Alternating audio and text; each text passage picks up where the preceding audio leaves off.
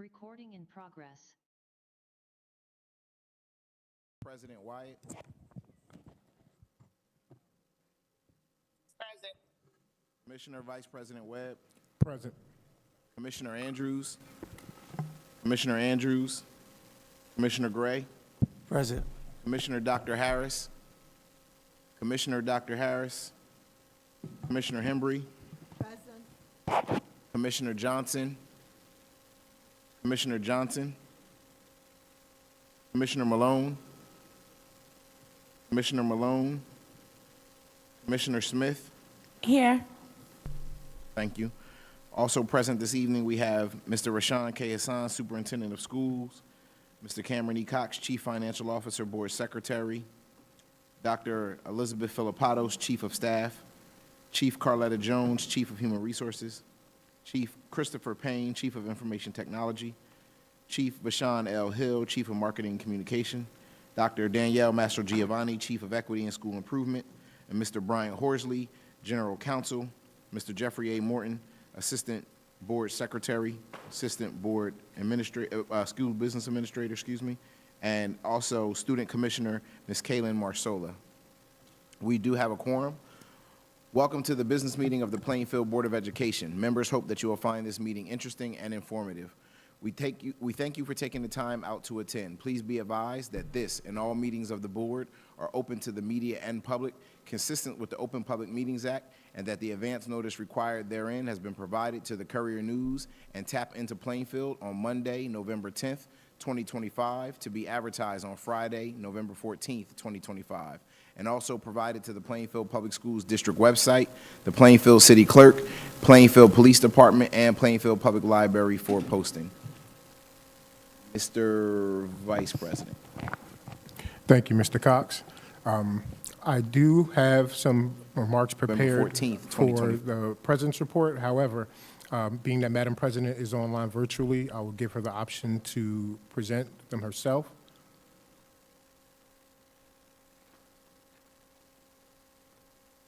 My apologies. I'm not able to read my remarks right this second. Can you do it for me, please? I've sent them via email. Got it.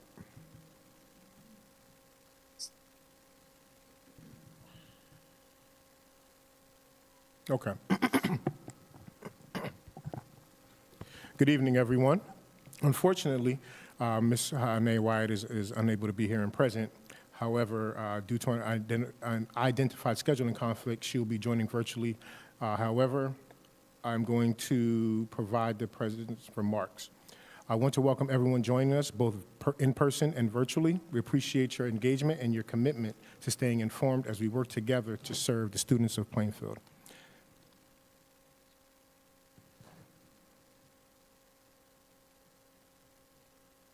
As we enter the month of November, we recognize several national observances, including Diabetes Awareness, Native American Heritage, Lung Cancer Awareness Month, Hunger and Homelessness Awareness Month, Alzheimer's Awareness Month, Pancreatic Cancer Awareness Month, and many others. While I don't claim to know them all, I do know each represents an opportunity to educate ourselves and support our community in meaningful ways.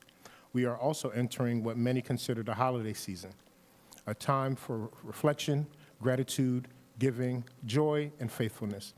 As board members, we are privileged to serve our students and community. Let us use this season to reflect on our progress and reaffirm our commitment to leading with purpose, integrity, and care for all youth. As usual, we close our President's remarks with our district highlight video showcasing the many wonderful things happening across our schools. Before that, I want to take a moment to recognize all fall athletic teams, their dedication and sportsmanship being tremendous pride to our schools and community. Our varsity football team energized our dynamic cheerleaders, closed out a strong season. Our PHS band earned overall best band at the Battle of the Bands and showed up and showed out at every game. Our soccer team also had an outstanding year marked by growth, teamwork, and determination, setting the stage for an even stronger next season.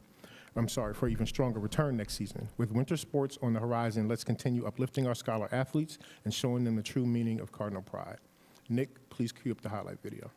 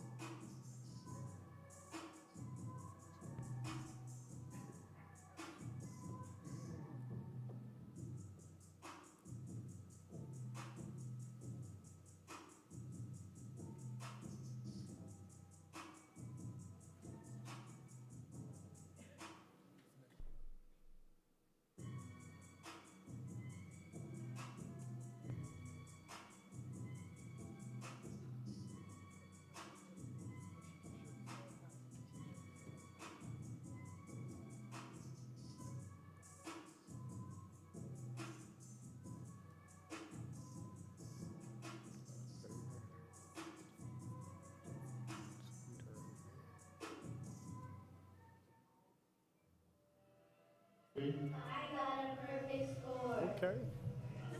This is amazing. Let me see these. Show me this stuff. Oh my Lord, that is so cool. I'm so proud of you. Yes, you too. I'm so proud of you. You guys are great. My whole class It's cooked. We value academic excellence. And your classmate, Brian, did something amazing last school year. Brian got a perfect score on the NJSLA.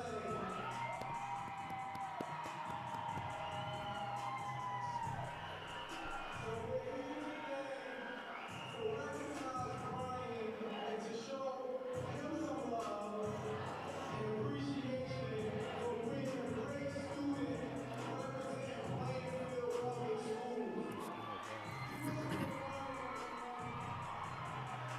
Friends, I'm here today to take a moment to celebrate one of your very own, Miss Lindsay Lopez Perez, for her hard work and obtaining a perfect score on the NJSLA test. Let's go.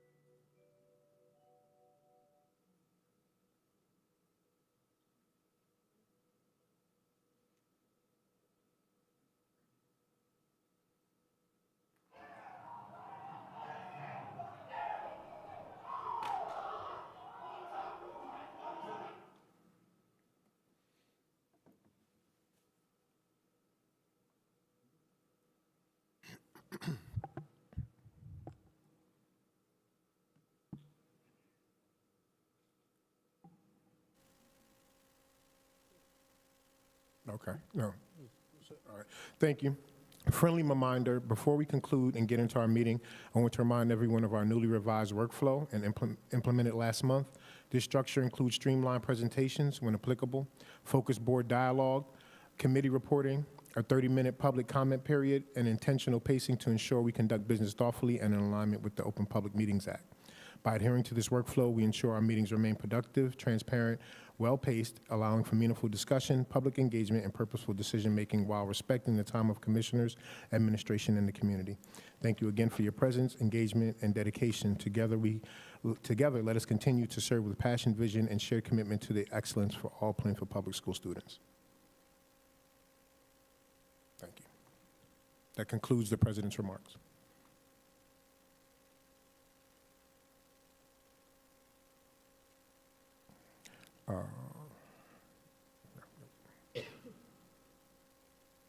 At this time, we'll go into the superintendent's report. Or are there any board recognitions or awards this evening? Okay, yeah. So we'll go into the superintendent's report.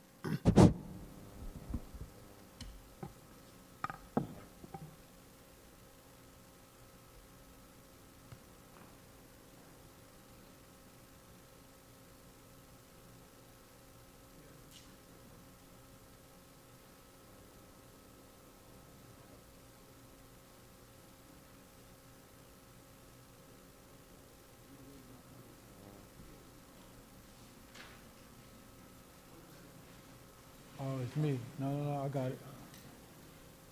It's me. You may turn it off or is it?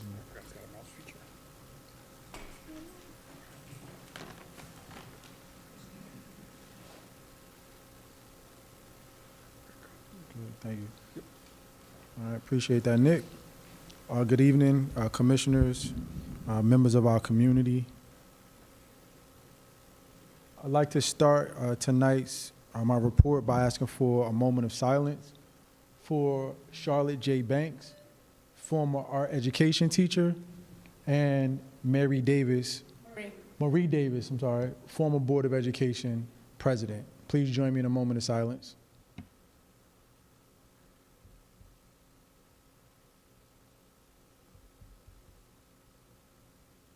Thank you.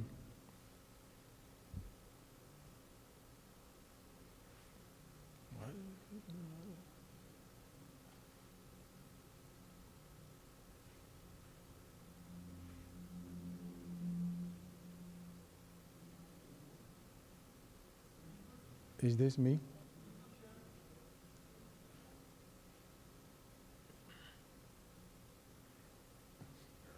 All right, all good. Thank you.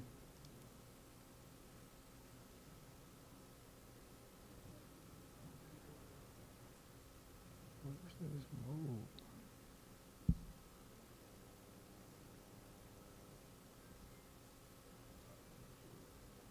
Right. Well, tonight I'll be providing an update regarding the district's NJ QSAC review, discussing the end of performance cycle 1, and providing an update on our public-facing dashboard for our capital projects. Our QSAC process has begun and is currently underway. At this point, we've already conducted our DPR, which has been provided to the board. The DPR is the district's internal performance review across the 5 critical focus areas for NJQSAC, being fiscal, governance, instruction and programs, and personnel. So we all know our NJQSAC visits, they occur on 3-year cycles with 2 interim reviews taking place in between that time period. So again, this brings us to our next 3-year cycle. And the purpose of QSAC is to focus on the evaluation, identification of critical areas as it relates to compliance, to also provide any support that may be needed, and to ensure that we are in fact being compliant with our statutes and requirements as determined by administrative code. Each area of QSAC is scored and rated. As a part of the process, our team is responsible for going in and conducting our own internal performance rating.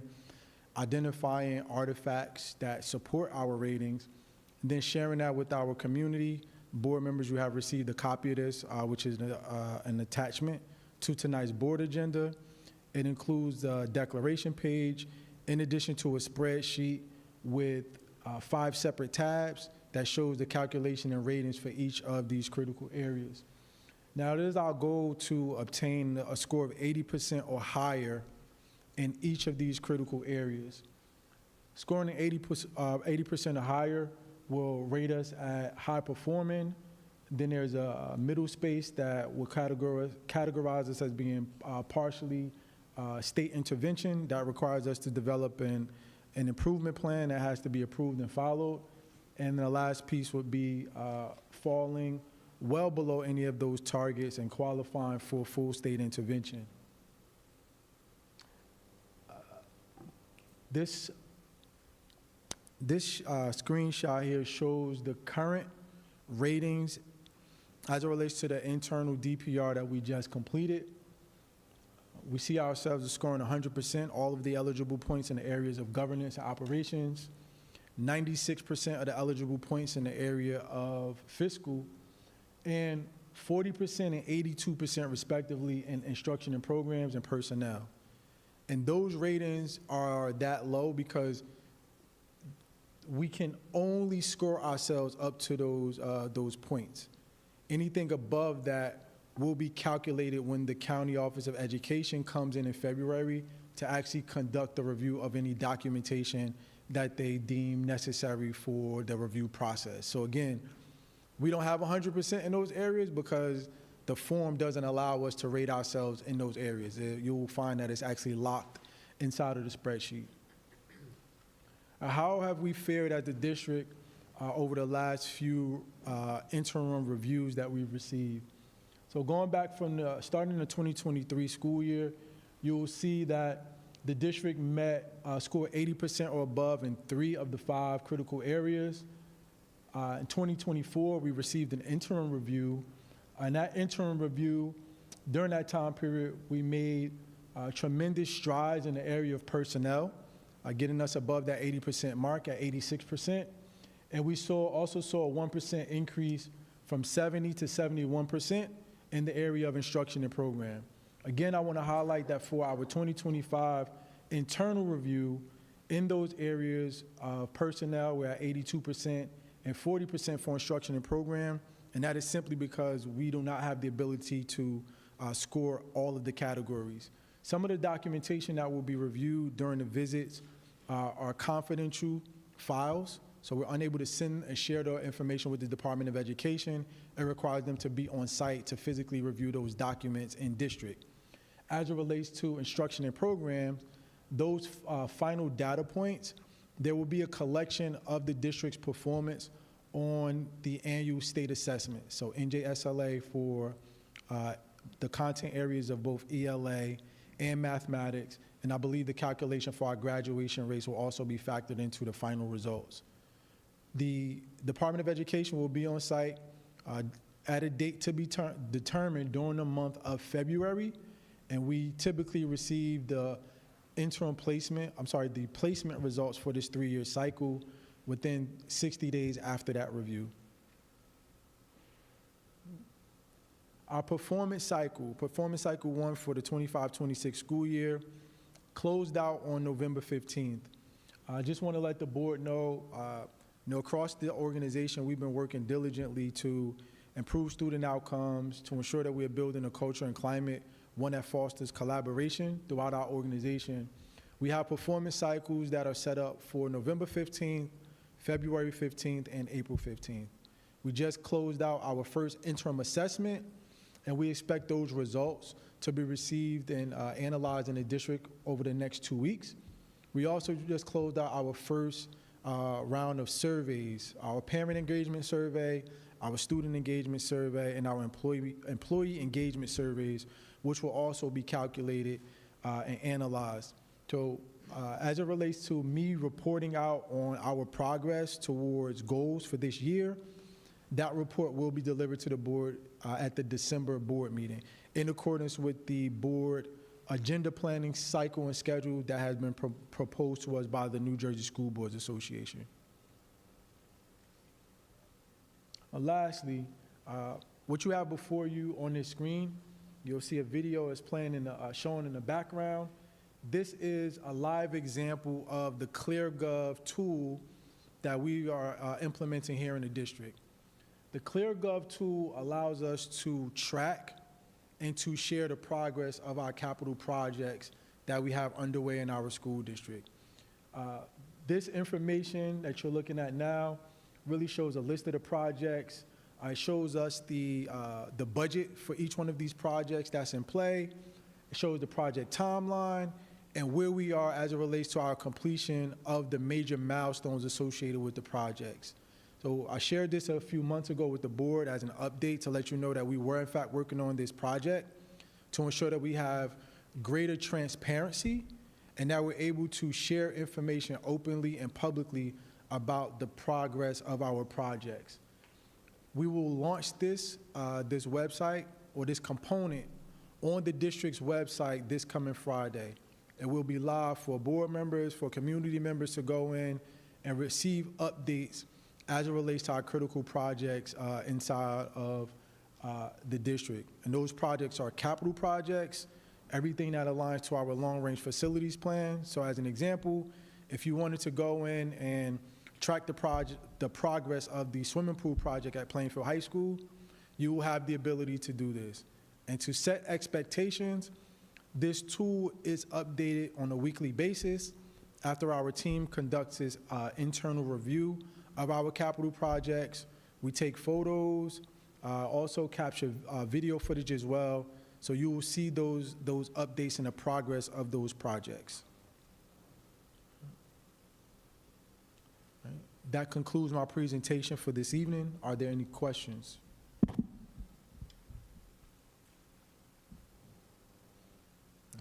Thank you.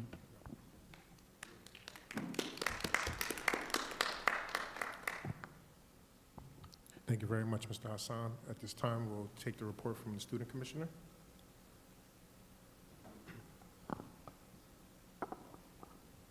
Good evening, everyone. Good evening. So as for the month of October, leading up to now, we have several events going on and even upcoming.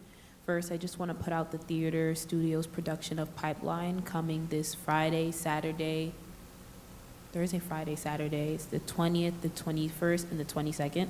I would highly encourage you to come out to PHS because that's where it's going to be, to see the theater studio in full gone. They are amazing and amazing actors, and I just know I will be there myself, but it's going to be an amazing production, so I would highly encourage you to come out. We just want to take a second to appreciate our wonderful counselor, Ms. De Jesus. She is our stellar counselor, and personally for me, keen scholars, and just the overall class of 2026, we just want to take time to appreciate her. She has guided many students throughout their college process while also helping them to find their personal identities and future goals. She's an unshakable pillar at PAWS, and we will always appreciate her. We just wanted to shout her out.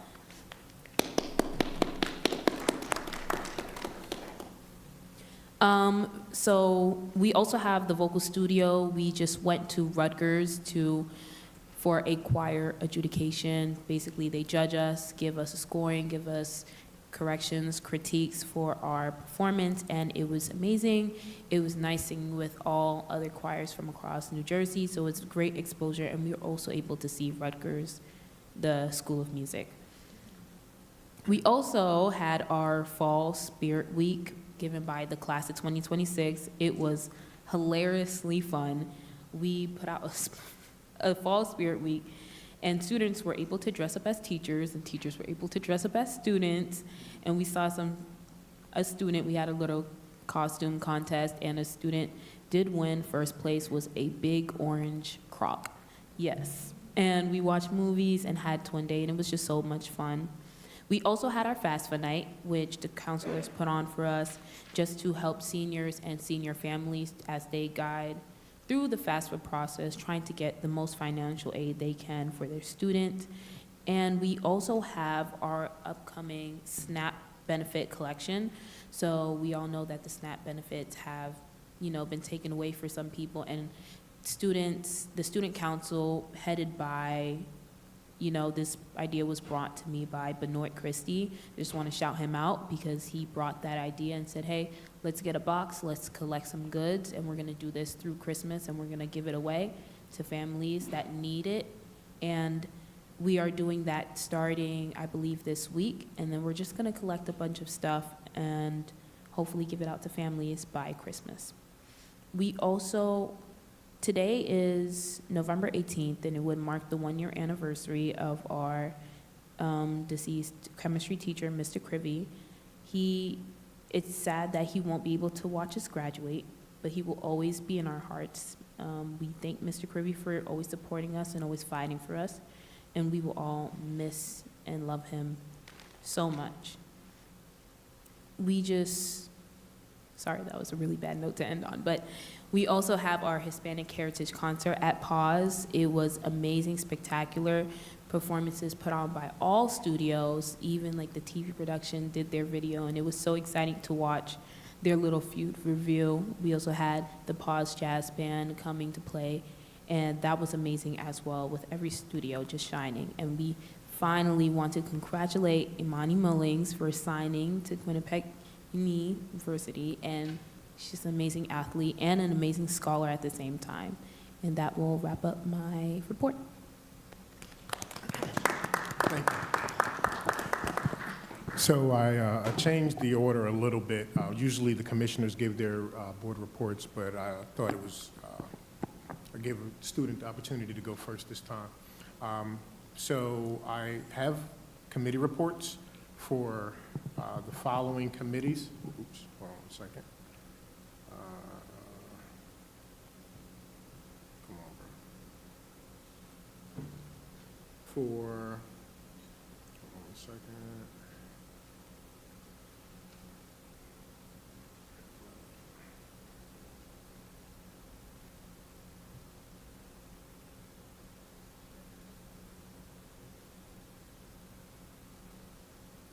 So we have committee reports for governance, finance, and policy, and I'll receive in instruction and programs. So I'll start with the governance committee report, if you don't mind.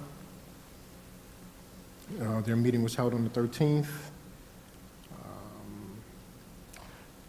So the goals for this meeting were to confirm the proposed board governance retreat dates of January 23rd and 24th, 2026, establish the framework for onboarding, board trainings, coaching, and development to build sustainable structures for effective oversight and long-term sustainability, propose dates for board governance retreat. It looks like we also have a vision for strengthened governance through training, coaching, and system alignment, and a need to align board vision with practice, simplify governance process, and to strengthen district oversight systems. The committee supports proposing the retreats dates to the full board. I believe those dates are on the agenda for approval. And then we reached consensus in creating a clear and fair board leadership interest and candidacy. I did say that in some of those discussions, we talked about the idea of discussing board leadership, right, with other commissioners to hopefully, get an idea, when people want to express interest in being a board leader, whether it's president or vice president, for people to really step into those roles and get training if needed. NJSBA provides training. There's also so many different ways to get professional development. So we encourage commissioners to take all training and then express their interest, if they so be it, to fulfill these roles. So that concludes the board governance report. Commissioner Smith, would you like to go with the instruction and programs committee report at this time? Sure, I'll share.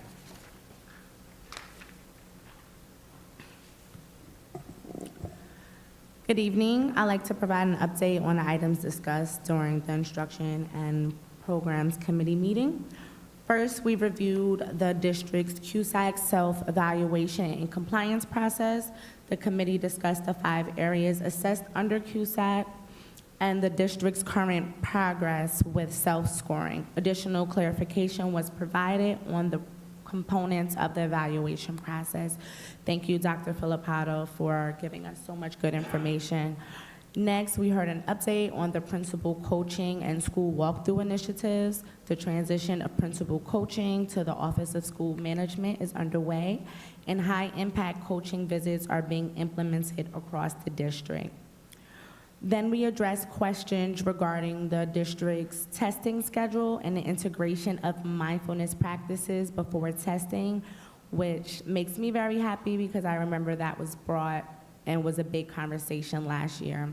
So the committee received clarification on current practices and ongoing efforts to support students' well-being during assessment windows. We also received an update on the district partnership with New York University for equity-focused professional development. Thank you, Dr. Mastro Giovanni. This work includes root cause analysis, curriculum review, and stakeholder engagement. In addition, the committee discussed how this partnership is helping the district examine systemic barriers, strengthen culturally responsive practices, and build staff capacity to better support student outcomes. Finally, it was shared that Plainfield High School staff and 8 students, including students from Pinnacle and Plainfield High School, will be attending the JAG, National Student Leadership Academy in Washington, D.C. for the 2nd year in a row, which is amazing. They will be attending Howard University this December. This opportunity will support leadership development, expose college exposure, and career readiness. This concludes the committee report for programs and instructions. Thank you. Thank you, Commissioner Smith. I'm going to go into the committee report for finance and operations. The topics discussed were the 26-27 budget timelines, Apple Vision projects, and the SDA and ESIP projects around the district. Also, they discussed the CTE wing at Plainfield High School, the PHS pool, the pilots, and then the board priorities, along with the 7th Street property and taxes from this, and they also received information that taxes from the city were received. I apologize. Conclusions received that the CTE wing should be complete in January 2026 to be used when the kids return from winter break. The pool should be online soon as well. We got a very extensive update. All building equipment has been removed, so they are closing in on final stages of the pool, I believe, to be open soon. And then final documents from Buff are in the district's hands and will go out to general contractors approved for estimates. The action items were that the board priorities for the 26-27 budget, the capital projects, the Apple purchase, exploring Apple's commitment to Plainfield Public Schools, and then New Jersey auditors are working with the district to make Booker a landmark. All these action items were recommended to the board for approval. This completes the committee report for finance and operations. Okay, let's go to my notes.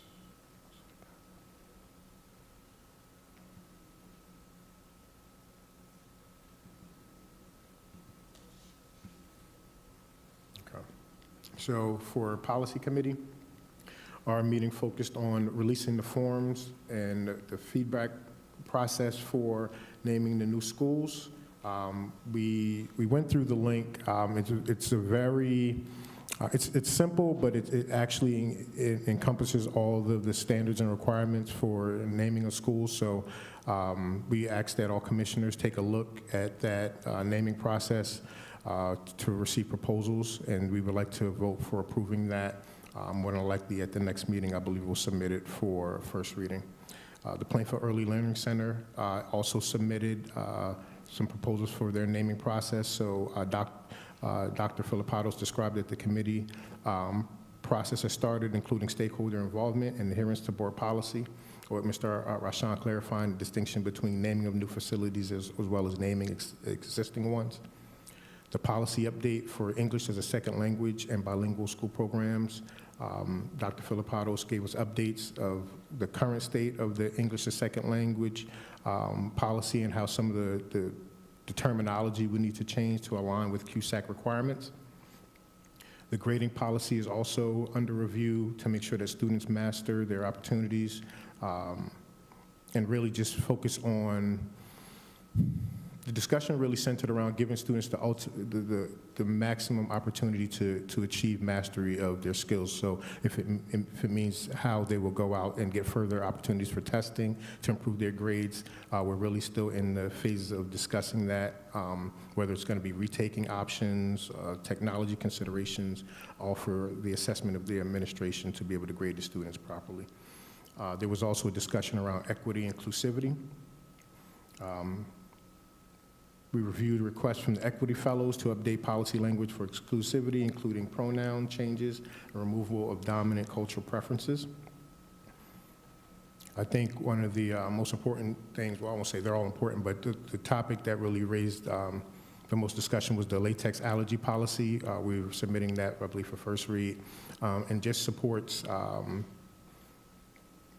our intent to hear district staff and faculty when there are needs, as well as students, to make sure that everybody stays safe. So our intent is to update the policy to make sure that the district's food allergy policy, specifically recommending language to address latex exposure, is addressed. At this time, this concludes my policy report.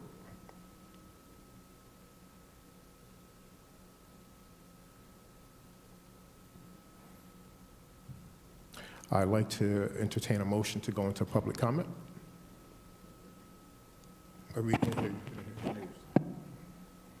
It's been properly moved by Commissioner Andrews, seconded by Commissioner Malone, that the board now go into public comment at this time.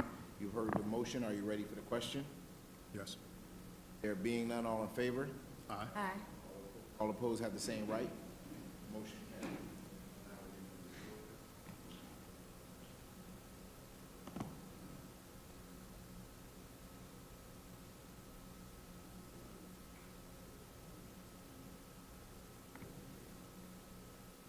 At business meetings, a 30-minute period will be provided for public comment following committee reports. During this time, members of the public may raise questions to express concerns related to district matters. All members of the public are asked to be present, their questions or comments before their response is given. A response is not required, nor will the board engage in back and forth dialogue with any member of the public. Responses, if provided, may come from the board president, superintendent, or designee. Members of the public are encouraged to submit additional questions or comments to the superintendent or board leadership ahead of or following the respective meetings for review and follow-up. Members of the public may address the board once per meeting for a maximum period of 3 minutes as measured by the clock. No extension will be granted. Time is not transferable from one individual to another. Privilege of the floor is now open.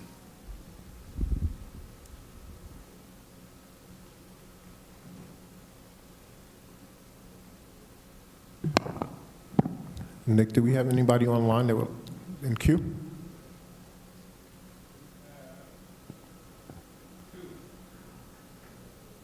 All right, thank you. If anyone in the public in person would like to go up, we'll entertain you guys first. Thank you.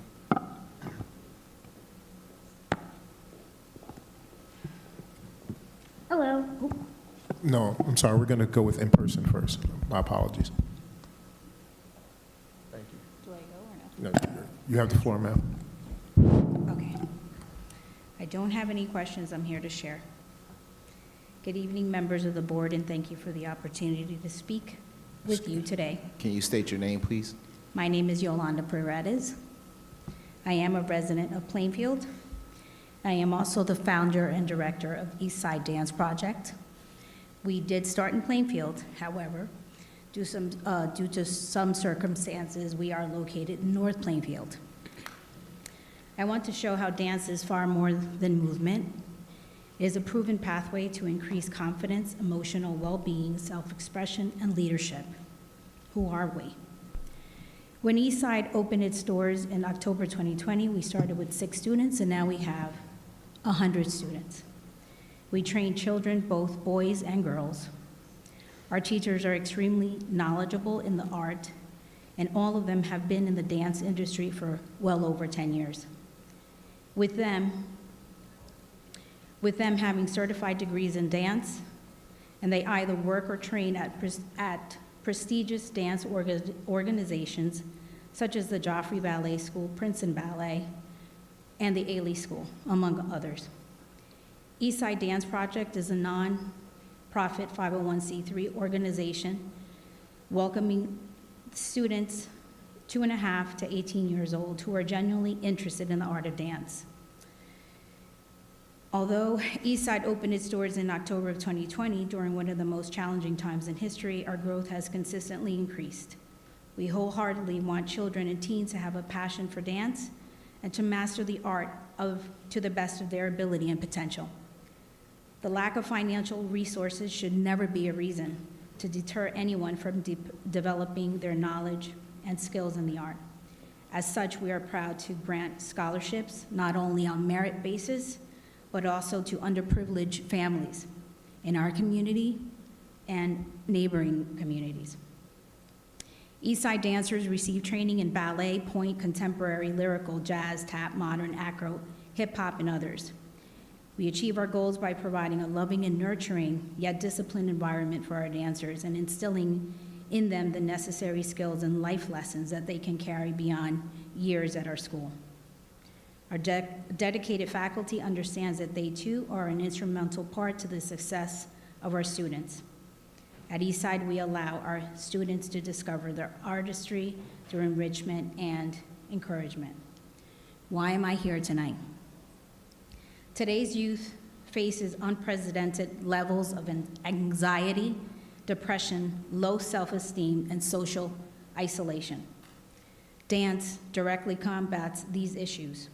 Through dance, students learn discipline, teamwork, emotional release, and the belief that they can do hard things. Our program combines rigorous dance training with mentorship, Ms. structure. Perez, that's your 3 minutes. Okay, thank you. And I have brochures to just share with you, okay? Thank you. But it's something that I want to, Motion to extend.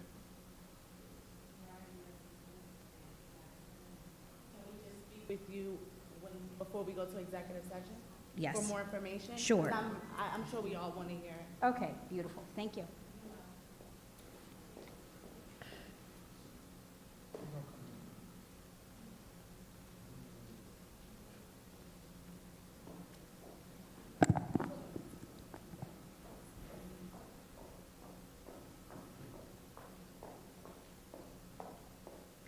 Good evening, everyone.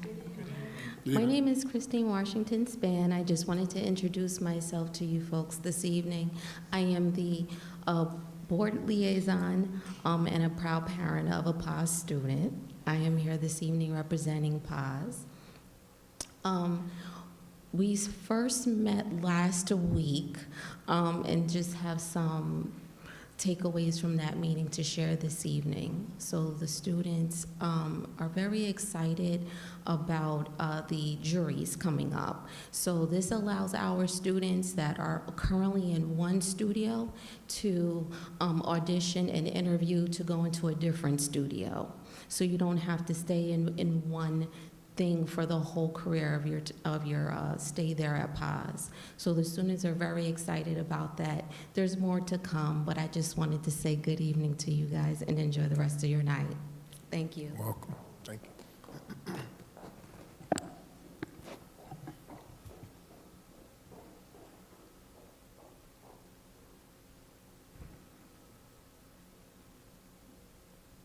Is there anyone else in person who would like to make a public comment? Seeing none, I would like to entertain those that are online now, please. Hi there. Sorry, the transition from viewer to panelist, it takes a minute. My name is Laura Miranda Brown, and I'm a resident here in Plainfield and a parent of children at Cook School. Thank you for letting me speak this evening. I am back again to ask why we as a district are moving forward with these Apple VR headsets. They are in tonight's agenda, again, for $179,000, which is a large amount of money. I did not receive any information or acknowledgement after last month's meeting, and I was therefore hoping that the superintendent's report this evening would review what the goals of this purchase would be and how they would be integrated into the curriculum, but unfortunately that did not happen. So I will once again ask the same questions I asked last month and ask that the district present something to the public and to the parents that is clear and tied to all the KPIs you all continue to talk about, most importantly, student outcome. There have been endless number of reports in the newspaper over the last several months that American students are falling behind. 30% of 12th graders nationally do not pass the basic reading level that is mandated by, not mandated, but recommended, right? That most students in the United States, 30% of students in the United States can't read at the appropriate level in 12th grade. How is this VR headset going to help those students? How is this VR headset going to help all the students in our district who need additional resources? How is this going to supplement anything or overtake actually having a teacher in the room with you? I'd really love to know what peer-reviewed study there is that shows there's any meaningful improvement in student outcomes as a result of these VR headsets. On top of that, I'd like to know, one, how many VR headsets are we getting for $180,000? Where will they be allocated? What is the plan for repair and replacement when they inevitably break? What curriculum is this being tied to? How is this going to be used? $180,000 is a lot of money. There are facilities upgrades that were so beautifully highlighted in this evening's presentation that would be happy to get $180,000 from the budget. So again, I really would urge the board to vote no on this issue because we have not been provided sufficient information. The public has not been provided sufficient information, and the information that was attached to board docs, by the way, was incomplete. It was an email from the super. Everyone can read it. It was on board docs, but it didn't outline any of this information either. I'd really love to hear how we plan to use these and how the board really believes $180,000 is best used for headsets. Thank you. Thank you. We'll accept the second person. Yes, good evening. Wilma Campbell, 1404 Highland Avenue. Calling on tonight, I'd like to get some answers on a few things. Last spring, I believe it was, I came to the board meeting and was asking questions about the upcoming purchase of 403 West 7th Street and Grant Avenue, which is basically the Buff properties. And I had some questions about, what due diligence was being done in preparation for the purchase. I was never given any information, and so subsequent to that, I did an OPRA request. And I am really concerned about the information that I've been reviewing. And also, I have a background in real estate, so there are certain things that I look for in prospective purchases. And things just didn't add up for me. I'm looking at the building 6 months, 5 months after it was purchased with a gate around it, which suggests that there are some real construction problems with it. And for a purchase of that amount that was paid for the properties, that's like going into, I don't know, a white elephant or pink elephant, whatever it is.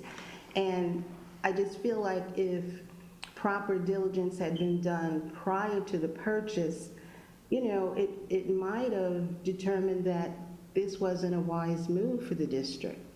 And when I think about how long it has taken for the pool to be repaired, 5 years, I believe we're into it now, it's very concerning for $5 million of repairs for a pool that has not been in operation for 5 years.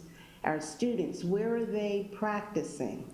All of these kinds of concerns. And I just think that the move that was made for that, that purchase of Buff and the Grand Avenue location. I just really question the, the good sense that was considered in making a purchase like that. I also am curious as to when Evergreen School is going to be replaced. I understand, it's been on the books forever, and I just am wondering if there's anything afoot to find out how close we are to that. I'm also concerned about the, I talked to some students from Excuse me, Mrs. Campbell. who were in the dual enrollment program. Mrs. Campbell, Yes? excuse me, that is your 3 minutes, ma'am. Okay, let me just say, I'm not handing off my time to Mr. Campbell, but we're not going on 2 different computers, and he has questions as well. If possible, can we reset? Or can he introduce himself? Is this going to be a separate comment? Ready? Yeah. This is a separate comment, I'm assuming. My name is John Campbell. I reside at 1404 Highland Avenue also. I don't want my comments to be construed as complaints because I'm here to offer some wisdom that may shed some light on some dark roads that may be popping up, and one comes to mind is the budget. I recall about 2 years ago, the superintendent came with a recommendation to place 3 principals on special assignments. Now, at that meeting, 2 of the principals were placed on special assignments. One was the former principal of a middle school, and I understand that since that happened, the replacement has left, and she only lasted for a few months. And I understand from parents that things aren't any better under the new guidance.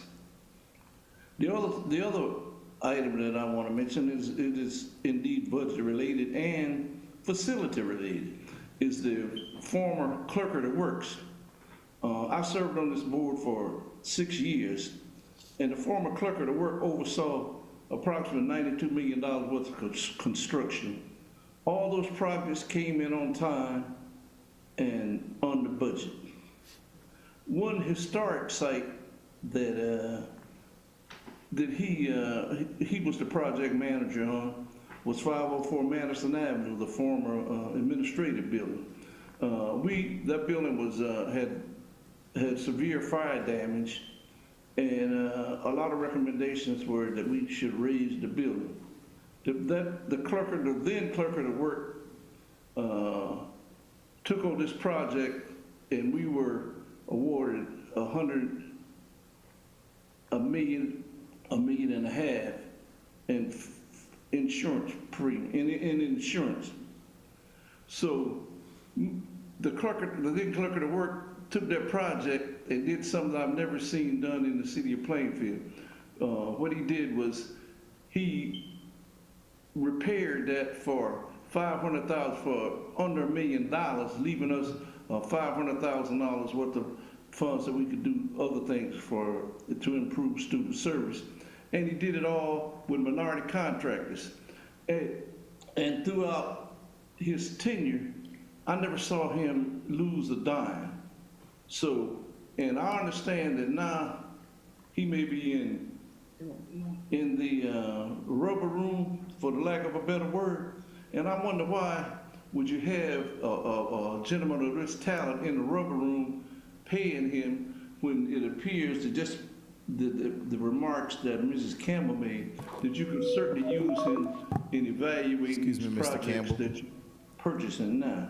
Mr. Campbell. So I would ask you to reconsider. Mr. Campbell. There's probably a better use for this gentleman. Mr. Campbell. Principal. And the 2 principals on the Mr. Campbell. special assignment.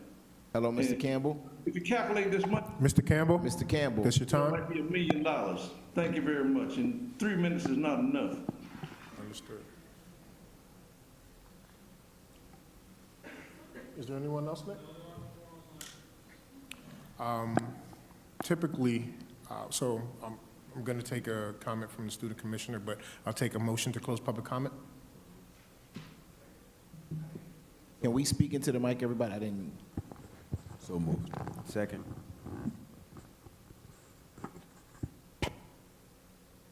Been properly moved by Commissioner Andrews and seconded by Commissioner Malone to close public comment at this time.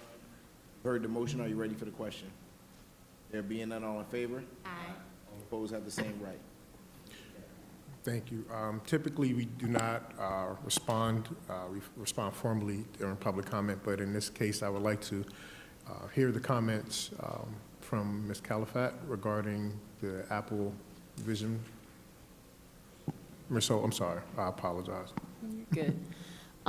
For the Apple products, I have to say as a student and for student council, I bring back this information, tell the student council, hey, this is what's going on. This is what's going on the board level, just so you're aware. We actually love this, and we love that it's being introduced to our classrooms, especially for the STEM side of the building. We are not able to dissect things. We're not able to see human hearts in person. I don't think no high school is. So the very fact that we're being able to have this technology and being able to complete assignments and seeing this in person, especially in our community, in terms of minority communities, it's not every day you get in contact with these opportunities. And the very fact that we are getting contact with these opportunities right now, even I'm a 12th grader, I'm probably not going to touch stuff like that until I'm in college. So the very fact that we are in high school, I just want to say from the student's perspective, we really like this, we really appreciate this. And I guess parents may feel some type of way, but we as students are very happy about this new initiative. Thank you for sharing that. Am I precluded from providing any? No, go ahead, Mr. Hassan. Appreciate that. I want to thank Caitlin for providing that response. So I'll start with the Apple Vision Pro headsets. I think if everyone recalls, we received a live demonstration in this very room from representatives of Apple. And the case study that was being explored was really centered around our ability to expand the CTE pathways and programs that we're able to offer to our students in the district by leveraging technology. We saw firsthand in this room how we could leverage that technology to help us move forward with expanding CTE pathways such as auto tech, engineering, and other leading industries that we want to expose our students to. We also saw, I think, a very prominent use case for the enhancement of our allied health services CTE pathway. And that's allowing us to, again, utilize those headsets for virtual reality and an AR experience that will allow our students to explore bodies, arteries, the heart, et cetera, you name it. I was asked as a superintendent of schools how we could further innovate in that space, and this was the solution that I brought forward. While I do understand that there have been questions asked around the cost and whether it's a wise investment, I do want to just provide some details of what I've shared with the board in a recent response on Friday. There's, as it relates to subscriptions, licensing, or ongoing costs, there are no subscription fees, licensing charges, or ongoing costs that are associated with the procurement of these devices, right? Once purchased, these devices do not require additional payments for continued use. Also, from a cost perspective, Apple's devices have historically retained strong resale value. When devices reach the end of their useful life in our district, we are able to sell them, ensuring that they do not become obsolete or antiquated in our classroom. And I'm highlighting that because when the district made that initial investment to go to a one-to-one device initiative, we've used that same initiative to keep rolling that over to procure new devices. How do we do that? When it's time for us to procure new devices, we resell the old ones and use that funding to go procure the new ones. So we've made that a part of our ecosystem. The last part that I would say on this particular matter is that while we see other countries outpacing the United States of America, one thing that's very clear in those other countries is that they're leveraging innovation and technology inside of the classrooms. They're leading with that. So you think about a student who doesn't have the opportunity to travel across the globe to visit the Louvre, as an example, to see a piece of artwork.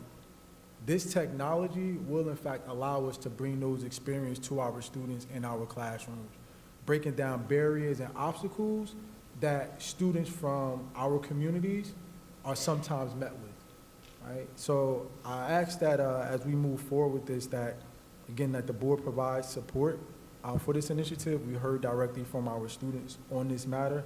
And again, they are the end users for this experience and every experience that we create.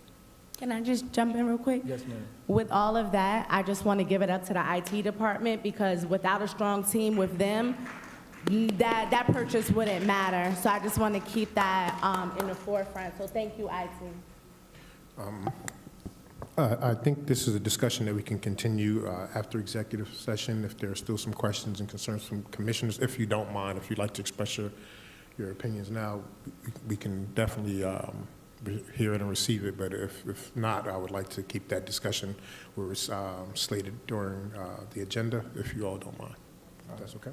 Would you like me to respond to the other matters that were raised regarding the buffer? No, I don't.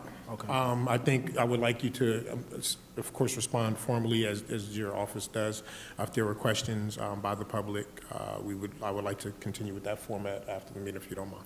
Understood. Thank you. Motion for exec.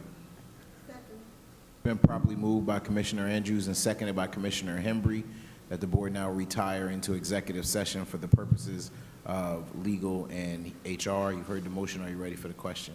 Yes. There being none, all in favor? Aye. All opposed have the same right. Motion carried. Thank you.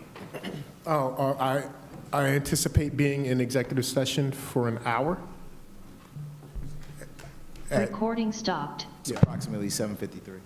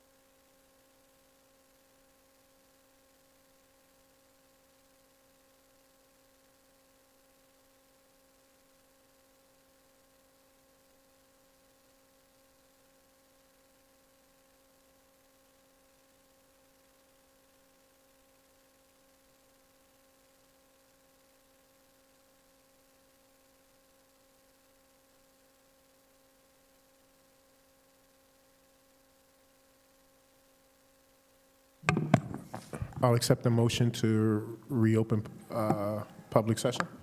Recording in progress. Second.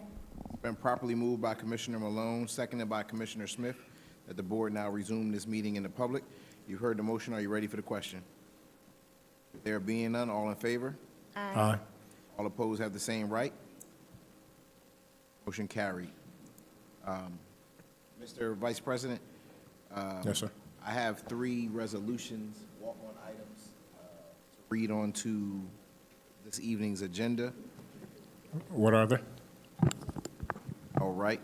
The first one is going to be under HR.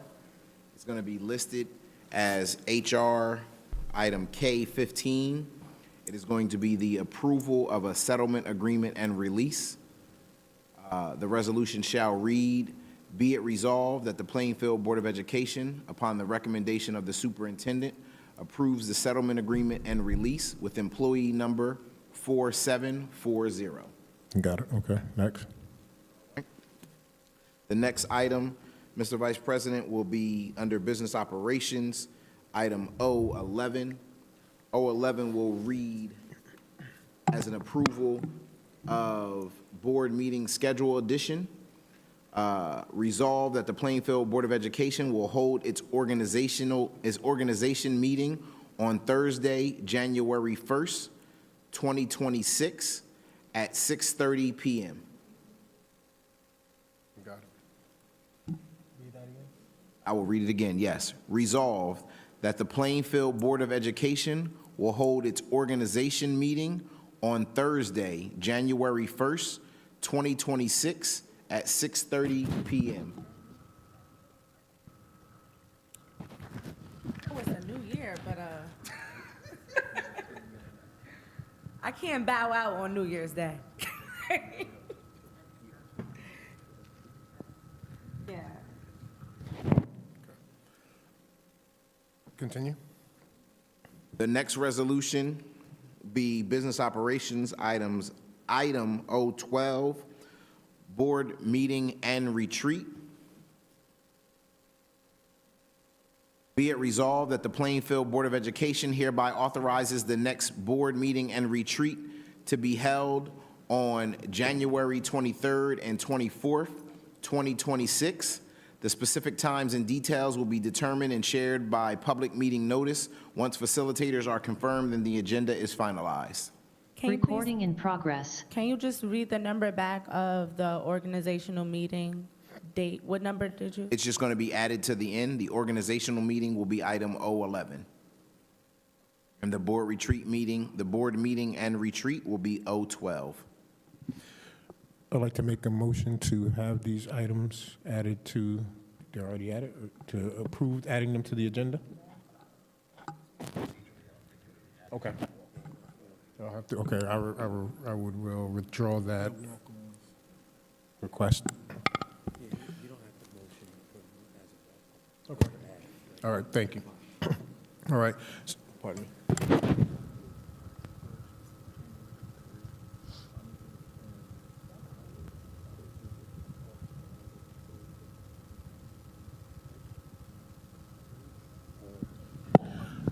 Okay. Do we still have time on that to get it approved? Yes, sir. And then we'll proceed with the discussion if you don't mind. Okay. Thank you very much for adding those walk-on items to the agenda, commissioners. Please note where they are, so if you have any interest to support or not, you know what it is. I apologize for not speaking into the mic. At this time, I think we should go into the discussion regarding the Apple headsets division. We got some feedback from our student commissioner, so I think if appropriate, I'm not sure of the order, right? Let's see if there's an order for this. I don't think there is. So if we can share our points of view, I think this would be the opportune time for the Apple headset.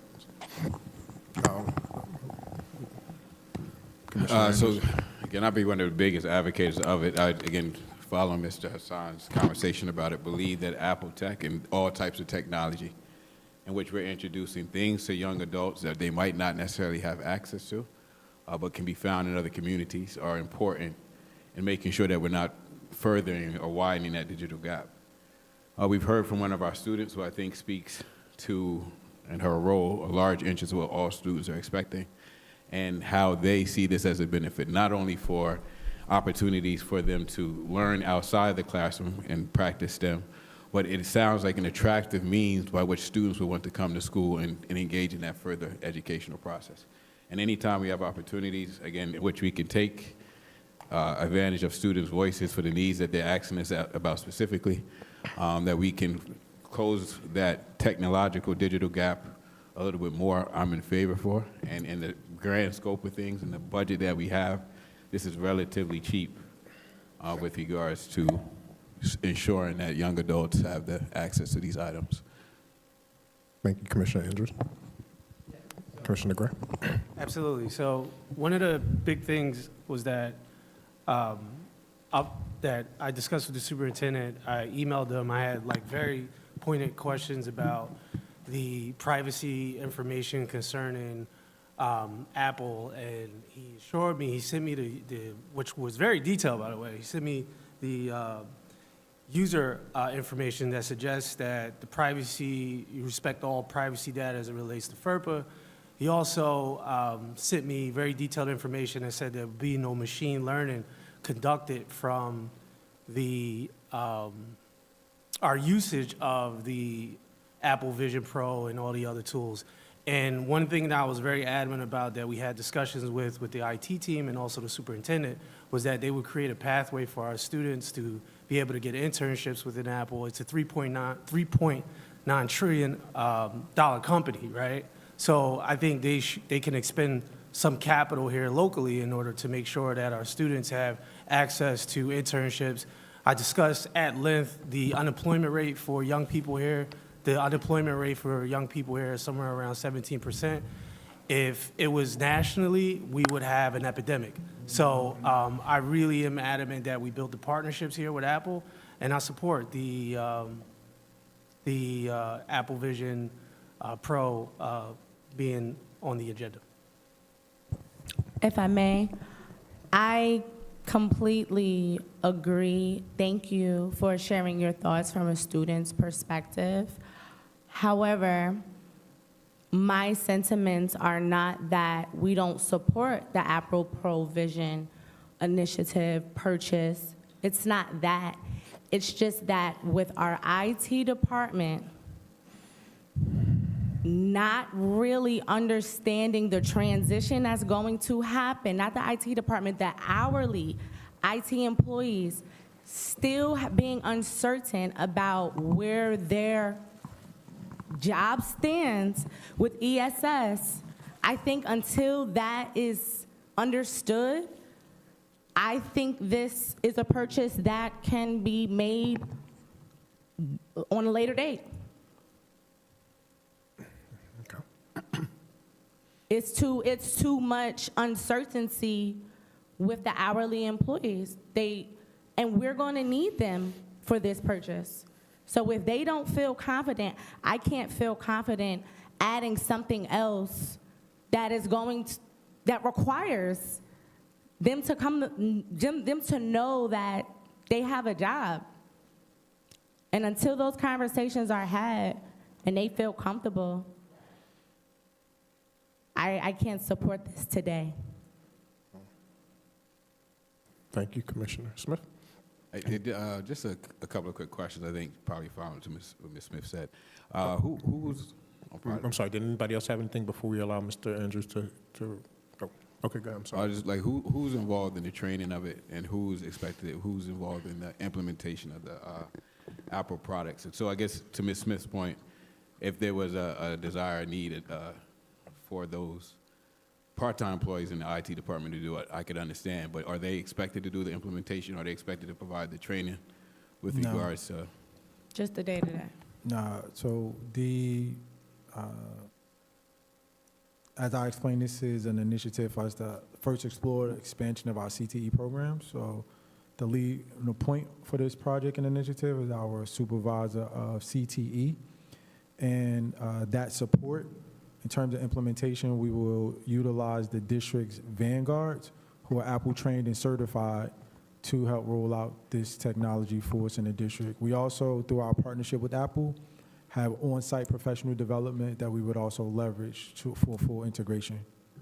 And just again for a follow-up, just because again, I can understand Ms. Smith's point. Damage to those devices, we're not handling that. That'll be probably shipped back to Apple for those things. Yes. And then with regards to networking and those other IT areas for which those devices rely on, do you and your administration think you have a fair amount of support in that area? I think we have more than enough. We do have an adequate size. We have our team structured across the IT department to handle networking, project management. Again, we have network administrators. We have technicians. We also have members who man our help desk.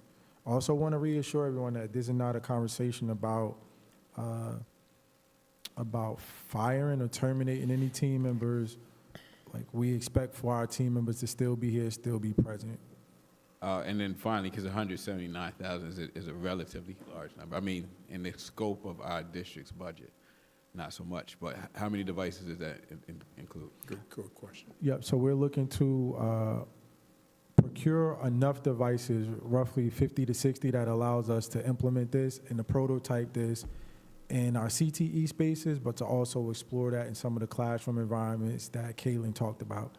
What's really important to note about the devices, it's not the same as needing to have an iPad connected to one user. Like, the Apple Vision Pro headsets can be used by multiple users. So when you look inside of the supporting documentation, you'll see a line item for there are, I don't call them, they're not goggles, but they're like the inner layer that goes inside of the Vision Pro headsets. Those are customizable, and we would have our students who are utilizing them, you would get a generic sizing, but something that will be flexible for most students to be able to utilize. We're looking to order more so that students can, in fact, take that inner layer out and put theirs on when they use it. That helps us ensure that the devices are sanitized and that they are clean if they're being used by more than one student. Right, so those were all questions that we asked Apple when we went to visit the headquarters in New York during the course of the summer. We thought through all of those logistical components, right? How do we implement the use of this technology and not go out here spending, millions of dollars, if you will, but still having an opportunity to implement it in our school district? I have a question. How soon after the purchase would they be utilized in the classroom?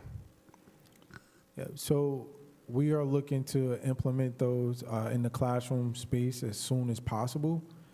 I think to get a firmer response on that, roughly we have our team from Apple on site in the district at least once a month to provide our professional development for our team members.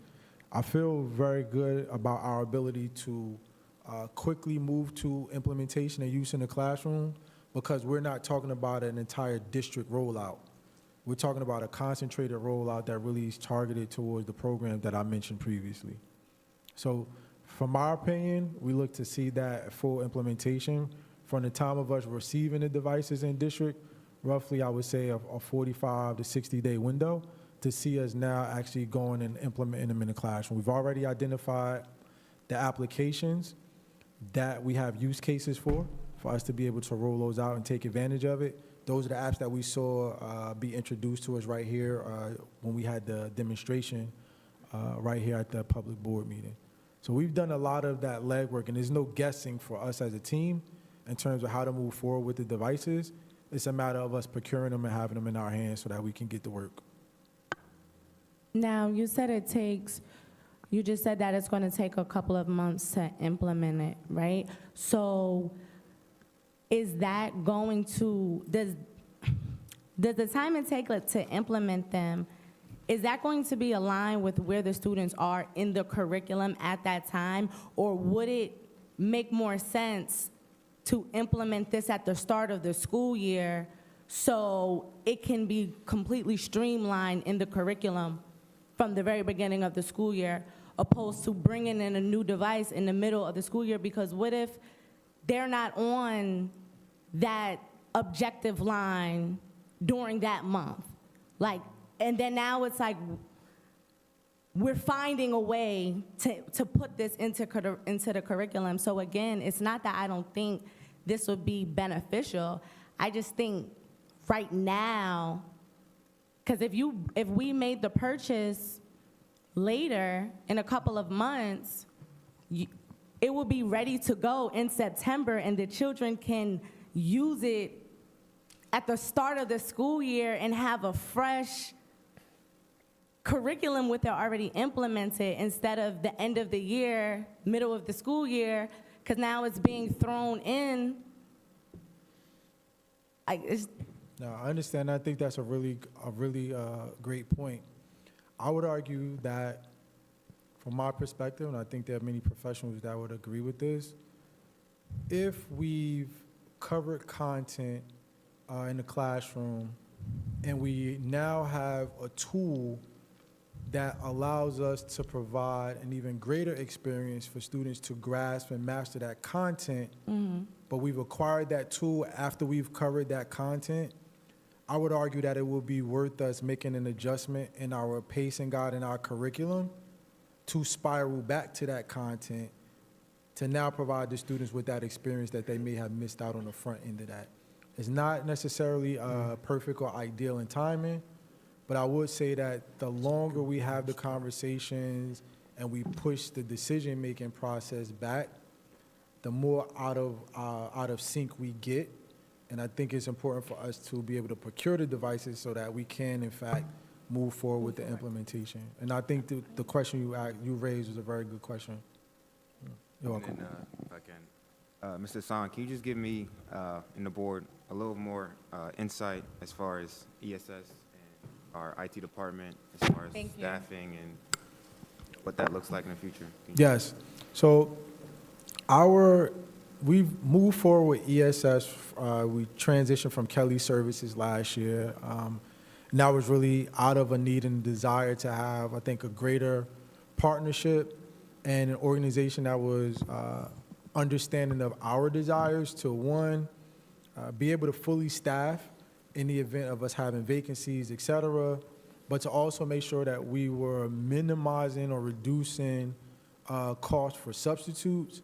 And we've also looked at that as an opportunity to see where we can right size in the organization and develop a partnership, if you will, that will allow us to still maintain our pool of hourly employees, if you will, without the district having to hold on to or absorb some of the additional costs that come along with that. So we still expect for our team members who are hourly employees to still be deployed, assigned, and to be a part of our district. The important part of a partnership such as this is that we see ESS as an extension of our organization. And I think that's really important for us to name and to clearly identify during this process. It is not our intent, our goal or objective to reduce like the number of team members that we have providing that service, but we do have to have some, I think, supports and controls around that to make sure that we are properly monitoring, measuring, and not blowing the budget that we have in place for any of our salaries or overtime expenditures for any of our employee groups. So I've made, along with our chief of HR, a specific request from our chief of information and technology, which is to really just like hone in and kind of revamp the organizational chart and to make sure that we are not just thinking about staffing for right now, but also thinking about the staffing structure for the future of IT. That is the one area that is constantly evolving. Right? There are things that we're talking about now on that side of the house that I don't think we were clear on 4 years ago, right? And one specific area is, instructional technology. Where does that live within the organization? How do you support that throughout the organization? We couple that with the need for technical support at the building levels, and that is a huge driver for our overtime expenditures in that department. which almost hit $500,000 last school year. So we want to make sure that we're being responsible in this process. And what that says to us as an organization is that if that's our ultimate price tag, a part of that conversation has to be about right sizing and making sure that we're not masking a need for a full-time equivalent under the guise of an hourly employee.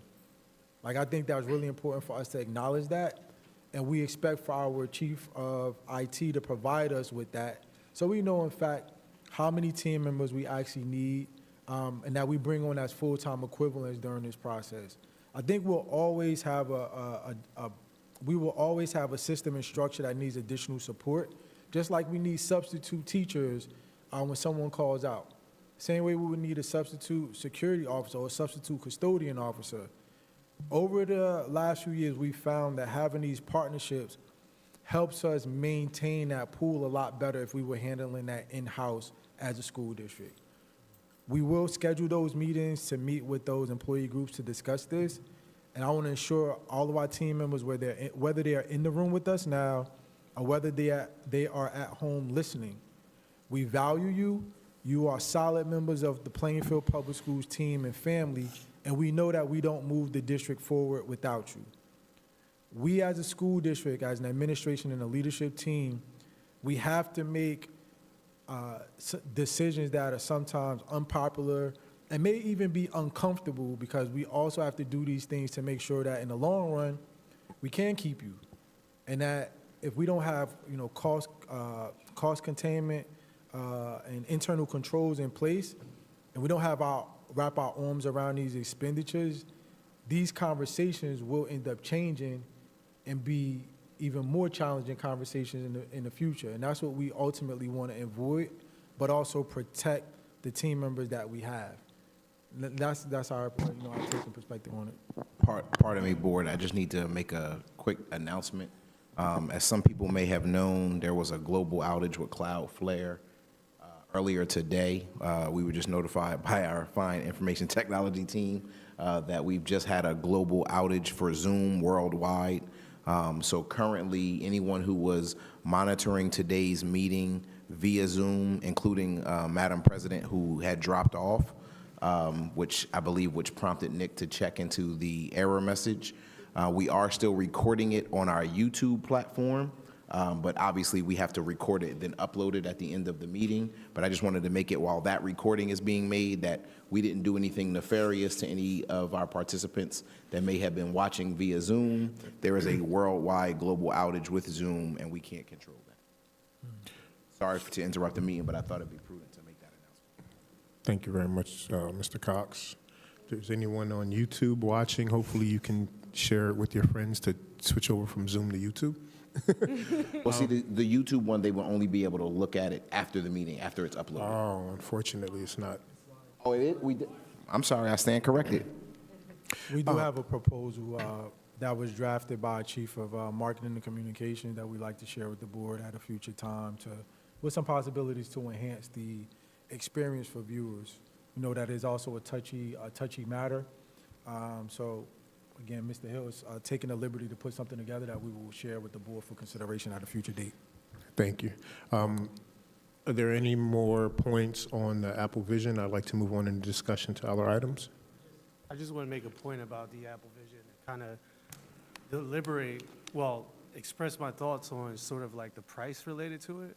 Just, when you do a cursory review of like how much the headsets cost, it's about $3,277. And when you do the math at 55 headphones, it seems like the price, 55 to 60 headphones, it seems like we only get like somewhere around a 10% discount. So I know we purchased these through the, I want to say, for lack of a better word, exchanges through a consortium that we're part of, but it just seems like the price of 10% discount, it's not sitting too well with me. But I think one of the things that is important that is really weighing in my decision is that I know that Apple does a lot of different educational programs. They do Everyone Can Code, Develop in Swift, comprehensive programs, provided free curricula that's basically plug and play to teach students all the of all ages, by the way, have basics of coding, uses Swift, Apple's programming language. They develop curriculum in Swift. There's Swift Playgrounds, which is basically an interactive and engaging way for students to learn to code and build apps. These different things I want to see as an integral part of the Apple partnership and relationship. Like, if we're giving up $179,000 a day, my expectation is that we're going to introduce AP Computer Science classes, and we're going to make sure that students have internships availability. So we can really be competitive against our charter counterparts, right? And hopefully we can have a discussion also about the charter pack. Yeah, so in closing, I guess that means, do they have any holiday discounts available on these Apple headsets? If you want to look into that, any additional percentages off would be great, but I don't know if that's going to make it in time for this vote tonight. Moving on, thank you for that segue. Well, I would like, if possible, in all fairness, there was a mention in public comment about the Buff project, and Mr. Hassan asked if this was an opportunity to make a statement. I would like to extend that if you'd like to make a statement into that, and then also give it to the floor if anyone has any comments regarding the Buff projects. I think we can, it's not something that's on the agenda for this evening, but to be honest with you, if we're having a discussion, I'd like to hear commissioners' points if they have any to make, but also give Mr. Hassan an opportunity to speak to the comments. Yes. So thank you for that, Mr. Webb. I'd first like to just start by saying I think it was definitely a huge honor, and I think a sign of respect that was offered to us as Plainfield Public School District to get first right of refusal to purchase the properties. As we know, listed in the district's 5-year strategic plan, there is a specific action, and that action was to identify a new location for the administrative office with the intent to move out and to have the current 1200 Myrtle Avenue brought back online to serve as an elementary school in our district. We were able to identify that property. The property was purchased by the district at fair market value. I want to be clear about what that means. That is a process and a statutory requirement. As a school district in the state of New Jersey, you cannot pay a penny more than what the fair market value assessment is for a property. What that means is Buff, they didn't necessarily sell this property and walk away with a huge profit. We had to go out and provide our own assessors to come back and give us the fair market value. We did a comparison against their reports as well. Those were all reviewed by the district's attorneys at that time. And lastly, that process, after we received board approval, that then had to be vetted by the Department of Education before we could actually get to the table and close on the properties. That process took about 1.5 years. Now, I just want to simplify this and name that process or experience for anyone who's been a homeowner and you've gone through the process and you've made an offer on a home and that offer has been accepted. At that point, in most instances, you're purchasing the property as is. There are probably going to be some things that need to be repaired, et cetera. But what you don't have the opportunity to do is go in and start to knock down walls until you actually own that property. No owner is allowing a potential buyer to come in and to start knocking down walls. And I'm highlighting that just to state, it's not until you actually get the keys to that facility where you can actually go in and start to take that additional deep dive to confirm what you may have received in additional reports or assessments. We have taken our time and we have done our due diligence as a school district to, one, make sure that that investment that was made by this board on behalf of the students and families of Plainfield Public Schools was in fact a wise investment that was supported by architects and further supported by general counsel that led my administration through the process to procure that facility. If you ride past the property now, you will see that there is a fence outside of the property along the perimeter on Central. The reason that fence has been put up around that property, because we've identified that there is some loose facades at the top of the roof. We knew that we had to do a roof replacement, but that also led to us having our architects do an analysis, or conduct an analysis rather, on parapets and lintels, which actually protect the roofing envelope. And we prepared for the worst case scenario, and that fencing was put up as a precaution. We have since gone through multiple rounds of assessments. We've now received final construction documents, which have also been shared with the board.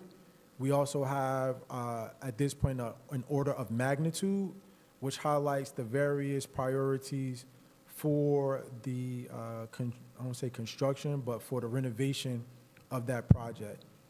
Under Mr. Cox's leadership and with the support of our construction manager, Mr. Peyton Riley, and our director of facilities and grounds, Mr. Sean Sutton, we've provided final recommendations to our architects. Those will be incorporated and updated so that the project of scope can then be shared with potential contractors who will then provide us with estimates for the various components. So I think we are in very good shape. We budgeted $5.8 million in total for the project. You will see as a line item in the 25-26 budget, you will see $5.1 million that was allocated through the district's capital outlay. We also received back $750,000 at closing to help us cover the cost of any of the renovations. And our estimates at this time show that the total cost for this project is estimated to hit roughly $5.3 million, and that includes 20% of contingencies. So when we receive the cost estimates, we will do a cross-reference against the order of magnitude of estimates that we have in fact received from our architects, and those contracts will then be brought forward for approval here at a board meeting so that we can award them to contractors to go out and do the work. There are some projects, some phases of the project that will be handled by our team members, and that includes some of the more internal work, such as bringing through Cat 5, Cat 6 cabling for IT internet connections, also ensuring that we have new electrical outlets installed, et cetera. So there are many aspects that we can handle internally, but those items that we do not have the capacity to handle, those will be outsourced to general contractors to manage that for us. And we will update the board on the timeline and bring those contracts for approval as soon as we receive the final estimates. Does that include any contractor working in the district currently that will be utilized for this project or considered for this project? So any organizations that we have a good working relationship with, the answer to that is yes, if they are part of a purchasing co-op.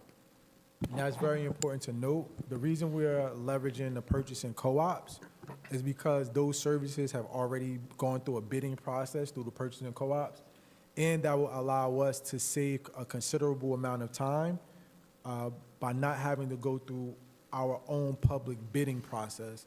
That would actually extend the process out by at least another 90 days, if not more than that. So we've thought about all of this on the front end of this process, and we know that we have two main charges at this point. One is to ensure that the project is completed under budget, and the second is to make sure that we're able to bring that facility online as quickly as possible so we can vacate 1200 Myrtle Avenue to repurpose it for an elementary school. And this strategy allows us to accomplish both. Thank you. Any comments from commissioners? I'd like to begin the discussion around the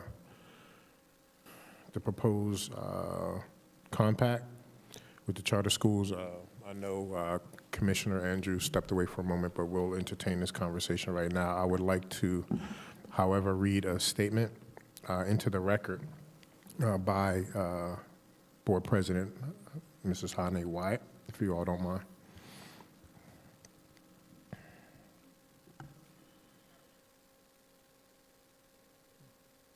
Hold on a second. I want to be able to scroll. All right. So President Statements, Public Schools of Plainfield Compact for Collaboration. Fellow Commissioners, Superintendent, and Administration, students and families, and members of the public. Based on recent leadership conversations with the superintendent, as well as my review of the proposed Public Schools of Plainfield Compact for Collaboration, I want to offer my understanding and reflections for the board's consideration. The superintendent shared that himself and members of his administration and the school leadership of the 5 charter schools within the city of Plainfield meet monthly to discuss collaboration and shared goals. Although the detailed information discussed during meetings or the outcome of these meetings are not routinely reported to the board, my understanding is that the conversations have focused on the stated intent of this compact, a collective commitment to the success of every child in Plainfield and a belief that stronger collaboration fosters stronger schools and a stronger community. The compact affirms a shared vision and promises cooperation, resource optimization, and a unified investment in the future of Plainfield's youth. I fully support the intention behind that compact and the ongoing conversations around shared services and aligned efforts. Collaboration is overdue, and working together for the betterment of all Plainfield students, regardless of school, should be a collective priority. However, when I asked whether this compact was necessary, the superintendent acknowledged that it is not, but felt it could be beneficial long-term. That said, there are several concerns that I believe must be addressed. The lack of board engagement. She notes that I previously requested, Victor Webb previously requested to be included in discussions about district charter collaboration, yet was not invited. If leadership teams are meeting monthly, it is unclear why board leadership from all schools have not been given a seat at the table. We are being asked to formalize an agreement for work that is already happening, yet we have not participated in shaping the vision, asking critical questions, or ensuring the terms are equitable. Equity in shared services and mutual benefit. Plainfield Public Schools already provide a wide range of state-mandated shared services to charter schools. We have historically been open, inclusive, and supportive whenever collaboration benefits students. What remains unclear is how the charter schools in turn support Plainfield Public Schools. It currently appears that Plainfield Public Schools is providing the bulk services, resources, and infrastructure with little clarity on reciprocal benefit. These are types of matters that should have been discussed in monthly meetings before a formal compact was drafted. Community narratives and true collaboration. There are longstanding narratives about performance, culture, and quality that create unnecessary and damaging division between schools and families. These narratives, regardless of who circulates them, are harmful to students and counterproductive to true collaboration. Our students attend school together, play together, grow up together. They see and feel the narratives we create or allow. If this compact is to stand for unity, then competition disguised as collaboration must be confronted. In the spirit of genuine partnership, accountability, and a shared investment in all Plainfield students, I believe we must return to the table with all stakeholders present, including board leadership, ensure that any agreement reflects mutual benefit, not unilateral contribution, aligns shared services, initiatives, and expectations around equity, transparency, and sustainability, especially through leadership transitions that may outlast all of us, and engage in deeper, honest dialogue before formalizing a commitment for the district. True collaboration requires transparency, inclusivity, and balance. If we were to enter into a compact, it must be done right with full participation, full clarity, full commitment to the students we collectively serve. Respectfully, Hannah M. Wyatt, President, Plainfield Board of Education. So I wanted to, in her absence, present the statement. I will say, personally on this discussion, I do want to know more. I would like to address some of the current perspectives that are in the community regarding the division amongst us, and I do see this as a way to possibly correct that, and I think it's very ambitious. However, I would just like a little more detail and insight as to how this would really work for the future. And for me, it's necessarily not a no, it's just a not right now. But there are just several questions that I have around it, and I appreciate the opportunity for us to have this discussion on the floor. Any commissioners have any comments? Student commissioner, do you have any comments, or have you read and heard anything about this compact? Not really, not on behalf of the students. Okay, so I is it- can start Okay, with go my ahead. questions. So a few things, but for starters, the weekly briefing that went out on the 14th states the compact strengthens Plainfield Public School leadership by setting expectations for shared services, equitable enrollment practices, etc. However,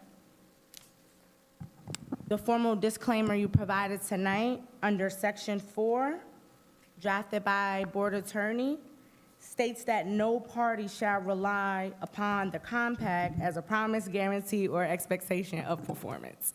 So I just want to know, what is it? And I do want clarification on a collaboration that's non-binding, that doesn't have any expectation of performance or shared services. How does that work? And I have a few questions, but I won't dominate I won't dominate the floor with that. But also, what's very important, what is the messaging plan in place to ensure that families and the community understands that this partnership is a collaboration, not an endorsement or an expansion of charters? Because as we are familiar, things don't always print well. So what is the plan if this compact goes through, that the messaging is very clear on the intention, and it's not Plainfield Public Schools is endorsing or supporting the merging of charters as a public school district? Thank you for asking that question. Well, I think I've already started, along with my administration, outlining that we are not in support of nor asking for expansion of charter schools. That was clearly outlined in my correspondence to the New Jersey Department of Education, where I clearly outlined inequities that were created by some of the decisions in the current charter landscape. That letter is dated October 1st, 2024.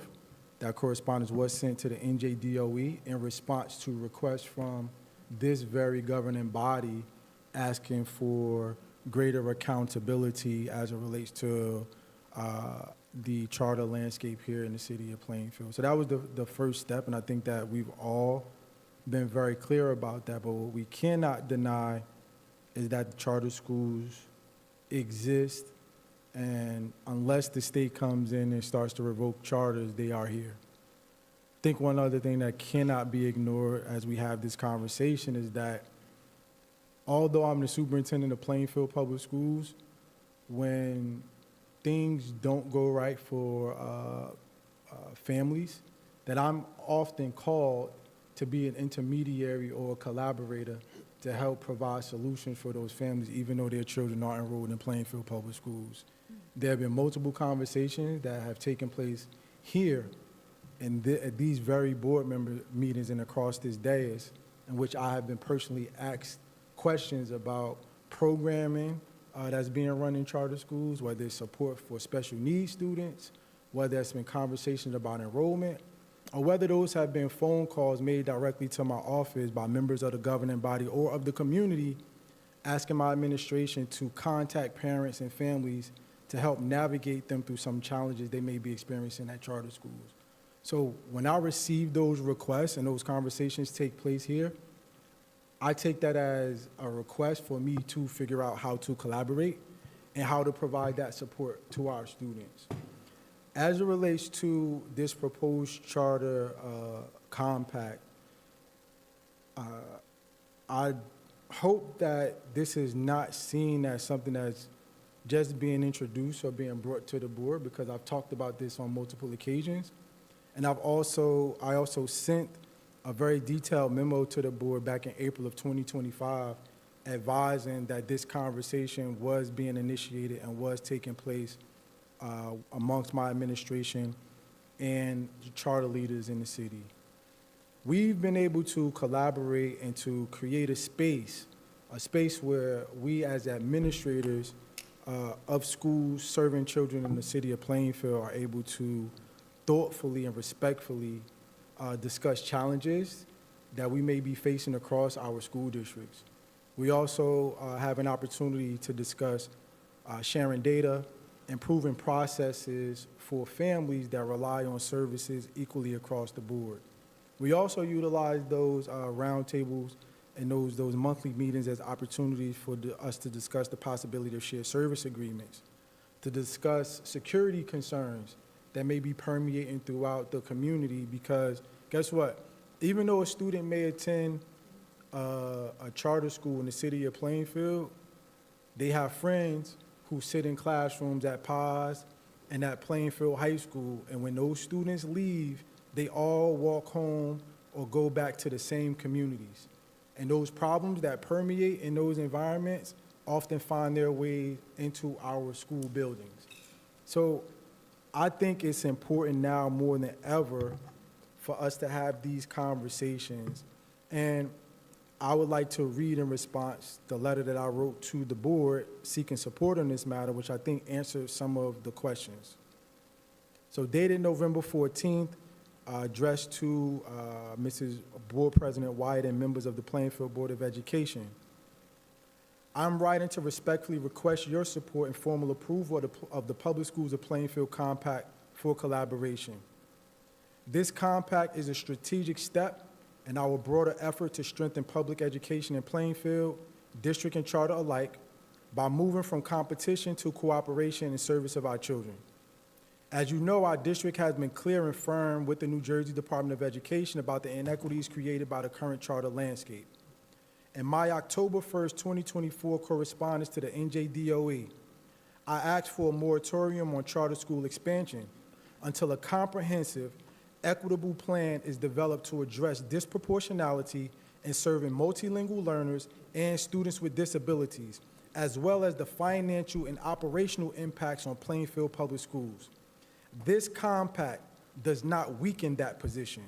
Instead, it gives us a structured public framework to push for greater alignment with NJDOE expectations for equitable enrollment in services, to build a unified front around shared challenges, and to protect Plainfield students and taxpayers by coordinating how all public schools in our city operates.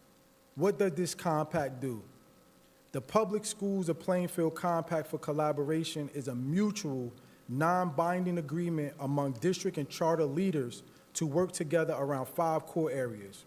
1, a shared vision, prioritizing equity, academic excellence, and student well-being for all Plainfield children while respecting each district's uniqueness and autonomy.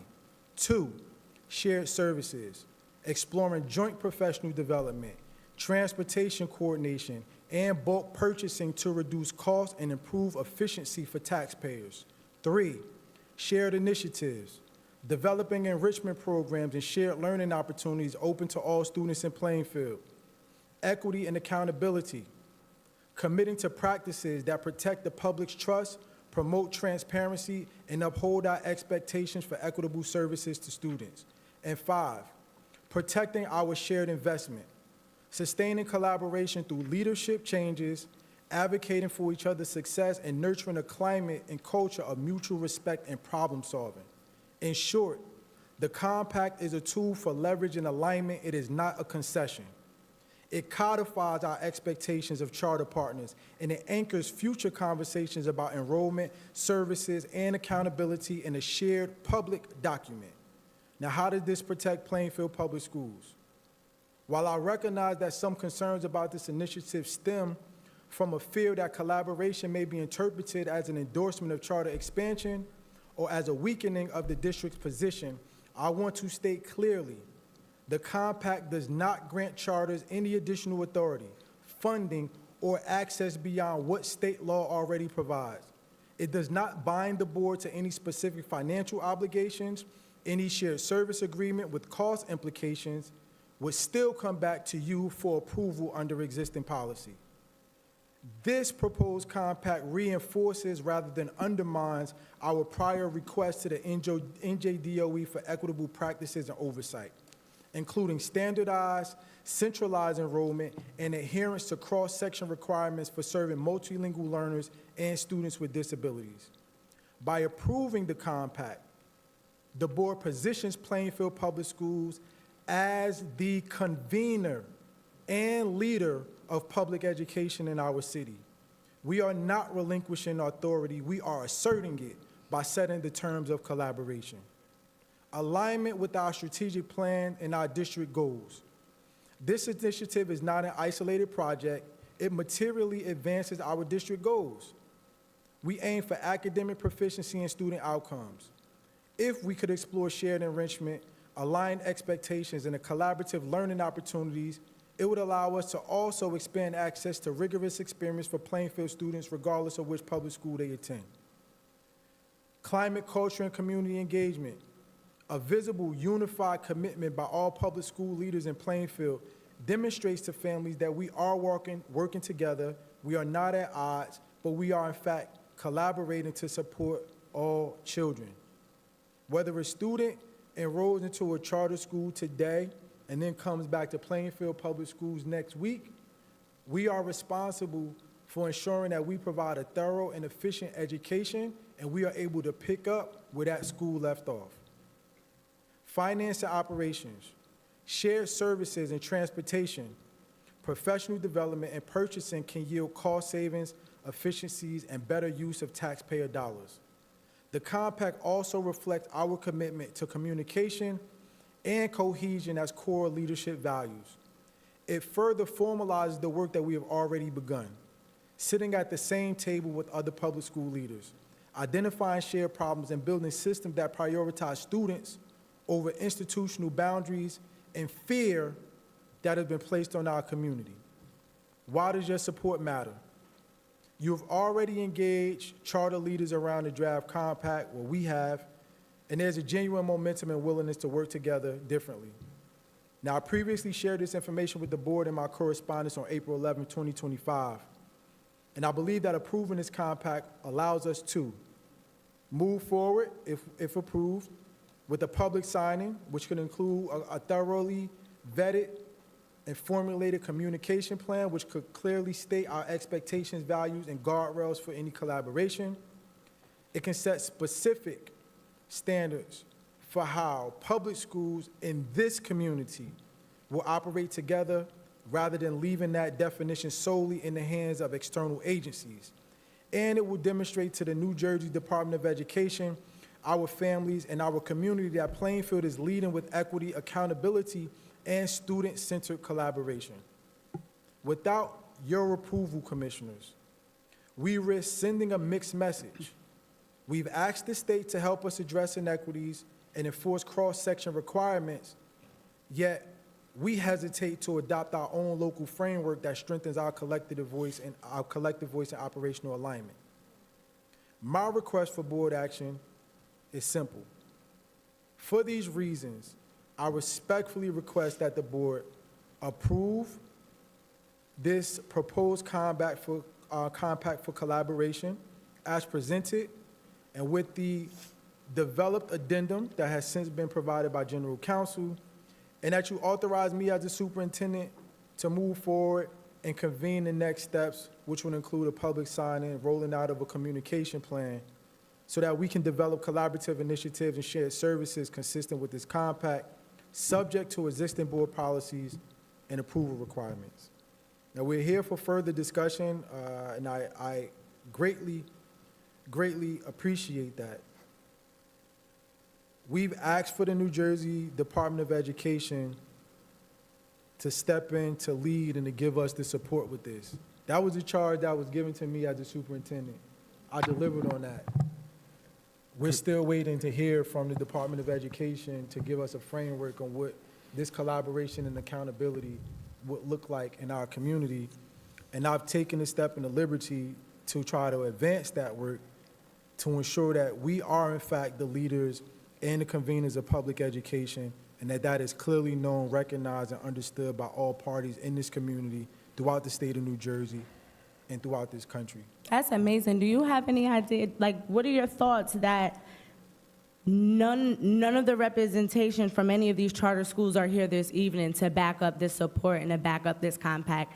Because I think if all 5 schools were sitting here, locked arms, rallying against, saying that this is a collaboration, this would make a little more sense to me. But this already shows that we might be doing most of the work. Because where's the? We're already doing this.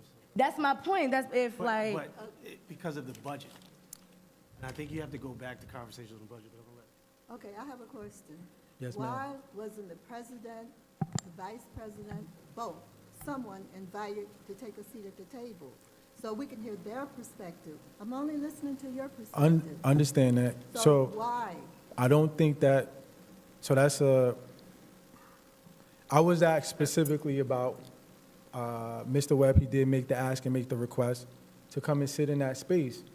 And my response to that was, I think it would be more appropriate for that to be a convening with board members of those schools and not with the administrators. That is the same response that I would have, and I think you would all have, if you found out that I was sitting in a meeting with board members of another educational institution.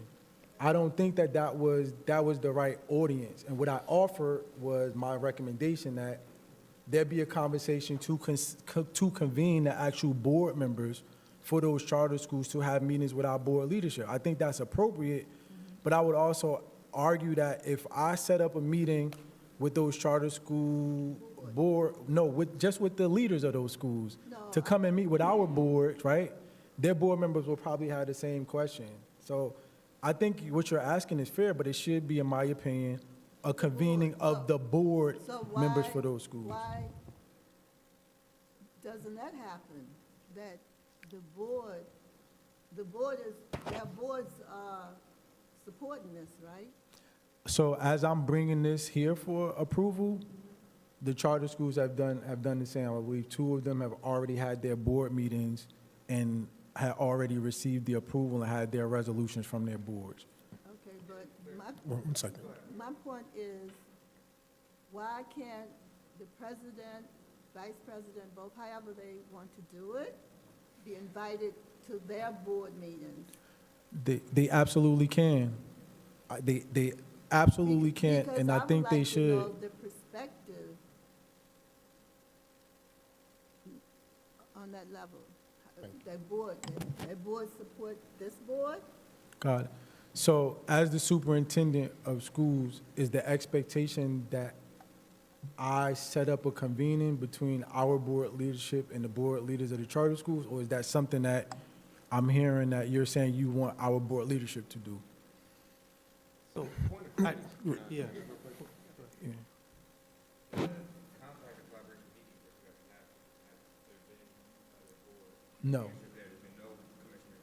No, it's no commissioners there. There is literally just the members of the administration. That is why when I was asked about Mr. Webb attending that is why my response was that it was, yes. Commissioner, I'm sorry, did you have something? And then Commissioner Gray? I apologize, Mr. Gray. Go Yeah, ahead. so I just wanted to kind of emphasize that there's been conversations through our policy and legislative committee since October 2023 about charter school accountability principles. Now, I look at correspondence between myself, Commissioner Virgo, and Commissioner Castro. Then when I go into the top of the year, there's conversations between President Wyatt and Vice President Webb about charter school accountability principles being included in the superintendent's evaluation. So there's a long correspondence that we have concerning charter school accountability because it relates to the budget. The budget was one in which we got an historic $30 million. You were there, Vice President Webb, and that historic $30 million that we received, $17 million went to charter schools. They have 5 schools with about 3,000 kids. How do you explain that? That is because of federal policy related to Race to the Top that says if they do 1% better than the public schools, they get more money. So all of our collective interest is tied into making sure we're at the table with the charter schools and we could read the menu. I emphasize, we're at the table and we can read the menu. Here is why. Because if we don't, all of our collective interests. So my daughter is a special education student. Therefore, she needs the public schools. Victor, I know you have family members that work in the district. Let's not personalize this, Commissioner Gray. No, I'm Let's not emphasizing the personalize this, point. Commissioner Gray. Commissioner Hembry, you have family members that work in the district. We are all relying on the budget of public schools to thrive here. This is why having a superintendent at the table makes sense, because our collective futures and our collective destinies rely on us making sure we're at the table with the charter schools in order to effectively negotiate with them. Because if we're not at the table with them, we are on the menu. The clear example of that is the 2024-2025 budget. Thank you for your comments. Commissioner Andrews? Respectfully, I just had just a few questions. I'm sorry, it's getting late. Is this on the agenda? No, like, are we voting on this As a tonight? discussion point, not an action item. Is it as on the agenda as a discussion point? Not right. Yeah. So I guess my question is that can we put it on the agenda as a discussion point, and we could probably return to it? And I think for two reasons. A, and again, it's no disrespect for her, but this is a considerable policy or change in how we do business. We just had an election. I think the people who are kind of voted in new should probably have a say in that. We're kind of looking at a bit of a lame duck session. And again, if it's just discussion, and again, we're here in a business meeting for a vote, I would like to get to the voting part because some of us got to get to work in the morning. Yes, and I know disrespect for that. agree. So, I get that. I'm sorry. Did anybody? Did anybody else have any points? Commissioners, I would like to make a statement. I hear you all respectfully, and this is exactly that. I do feel that the statement is, if you're not at the table, you're on the menu, and I'm not at the table. Our superintendent is at the table, and he represents us. However, there's a lot of history here, and I am in favor of meeting and getting the perspective of the other board members. It doesn't necessarily need to be district or charter school administration. But my interest in being present is just to see how we do collaborate. It's really for learning, right? It's really for research purposes. I'm not trying to overstep in any way. I am looking to develop my skills as a commissioner to the best of my ability and understand the nuances of how a lot of these conversations and collaborations do work, because quite honestly, historically in Plainfield, I believe the public schools and the charter schools working together is something that could be favorable. However, not being able, and it's not that I can't read the menu, I just want to know exactly what the nuances are, and if we are in a position to shape what this compact is in other areas, I think that's something that could be considered. I do appreciate the opportunity to have this discussion in public. I think this was very beneficial, and yeah, I think in my opinion, I think we should definitely table it for further discussion, but also try to see where we are as a public school district can follow through with the expectations of the Department of Education, and really make things a lot more feasible for our taxpayers as well, and support all students to the best of our ability. and if I could just add, to be clear, I wasn't trying to shorten anybody's point on it, but I just feel like, No, absolutely. it can take a while to get to what it is, and I know everybody's got. So again, my apologies. I didn't mean to come off as disrespectful to us. It needed to be said. No, but thank you very much for everybody's contributions. Does anyone have anything else on this? Not on this. I just want to point out, according to the school calendar, I just want to go back to the walk-on item 011. According to the school calendar, the buildings are closed January 1st and 2nd. So I know the resolution was to have the reorg on January 1st. I just wanted to put that out there. If the intention was to open up the buildings on New Year's Day. I'm just saying, because if it's something that could just be modified before it's a no vote, I just wanted to, I agree. So I guess for a point of clarity, would it be too late to set this date next month, during next meeting? Or are there logistically things that require us to make this decision now? I mean, I think arguably it could be done next month's meeting. Or can we, so if we approve these walk-on items tonight, can we change them next month without too much interruption, for your opinion? Mr. Hassan? Yes. Okay. We've done it before. Okay, thank you. Are there any other items? At 10:08, I will respectfully entertain a motion to move the agenda to a consent agenda. So moved. Second. Been properly moved by Commissioner Andrews and seconded by Commissioner Malone and Hembry that the board move its agenda as a consent agenda. You heard the motion. Are you ready for the question? There being none, all in favor? Aye. All opposed have the same right. Motion carried. Is there a motion to approve the consent agenda? Second.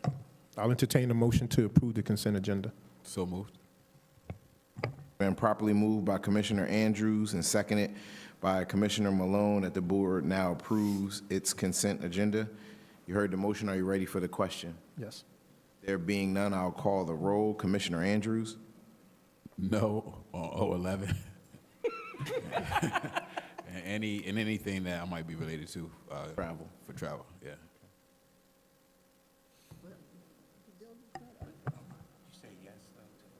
I'm sorry. Yes to the rest. Just know the 011. Thank you. So that's a yes for everything except for 011, as well as abstaining on any of your personal travel. Commissioner Andrews, we don't have you for any travel for this agenda, just FYI. Might want to go to the DC one, but I can do that at the December one. Taking advantage of the discounted rate, trying to register, sir, that's why. I'm bad about the email. Yes, can you add me to that one without any trouble? Do you need a motion for that? Technically, the resolution should be amended. So, but we're in a vote right now. I want to check with general counsel. I mean, we've already opened up the motion. Do a motion to amend the resolution to add him right now. Is there a motion to amend, sorry? Yeah, I'll entertain a motion to amend the travel on. Question. Yes, sir. Just point of order. You currently have an open vote, though, so. We need to. So rescind my motion, right? You have to. That's why I asked for the clarification, because So I rescind my motion. I rescind my motion for consent agenda. To For approve approving the, this for consent approving the consent agenda. You're rescinding. No, I'm sorry. We move my motion for the approval of the consent agenda. Apologies. Can I get a second? Okay, with the motion for the consent agenda now being rescinded, Just vote on that first. oh, okay. Is there a second to rescind Mr. Andrews' consent agenda? Second. All right, so it's been motioned by Commissioner Andrews and seconded by Commissioner Hembry that the board rescind the motion to approve the consent agenda. You heard the motion. Are you ready for the question? There being none, all in favor? Aye. All opposed have the same right. Motion carried. The motion to approve consent agenda has been rescinded. I motion to. I'd like to make a motion to amend, well, I'll entertain a motion to amend the, is it text? 07. 07? 6 and 7, are you considering Texpo as well? No, just. So are there any other commissioners that are considering? Okay, so I'll entertain a motion to amend 07. To add Commissioner Andrews specifically? Yes, thank you. Yes. Is there a motion? Can we get the motion? So moved. Can't motion. You can't, yeah. I guess you can't go, nobody making a motion.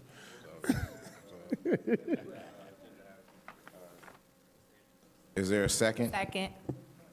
It's been properly moved by Commissioner Malone and seconded by Commissioner Smith to amend 07, specifically to add Commissioner Andrews for that trip's travel. You've heard the motion. Are you ready for the question?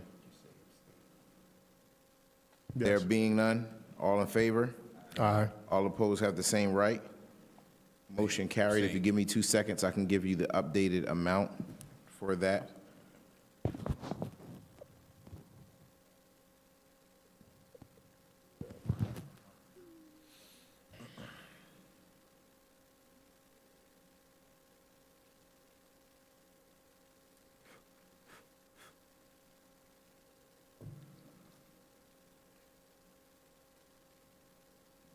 The amended amount now should reflect, I'm not going to give each category breakdown, the total cost not to exceed $29,096.91, with Commissioner Andrews being added.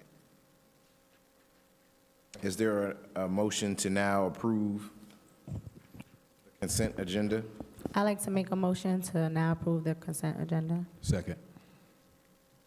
Been properly moved by Commissioner Smith and seconded by Commissioner Malone to now approve the consent agenda. You heard the motion. Are you ready for the question? There being none, I'll now call the roll. Commissioner Smith. How would you like to vote? I'm sorry, I blinked. Okay, yes to everything except no to 010 and 011.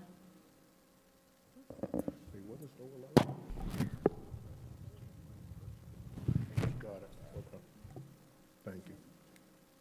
Yeah, I know, but still. I just, Commissioner Malone. Yeah, I'm a yes for everything and a no for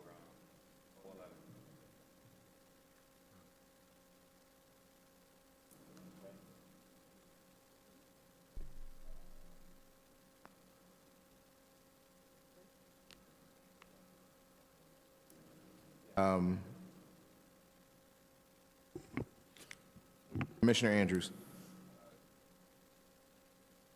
No to 11. Yes to everything, abstain on anything related to my. Ray.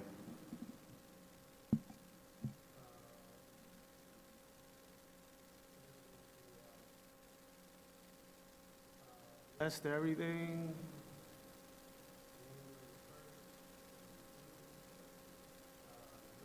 Oh, 11.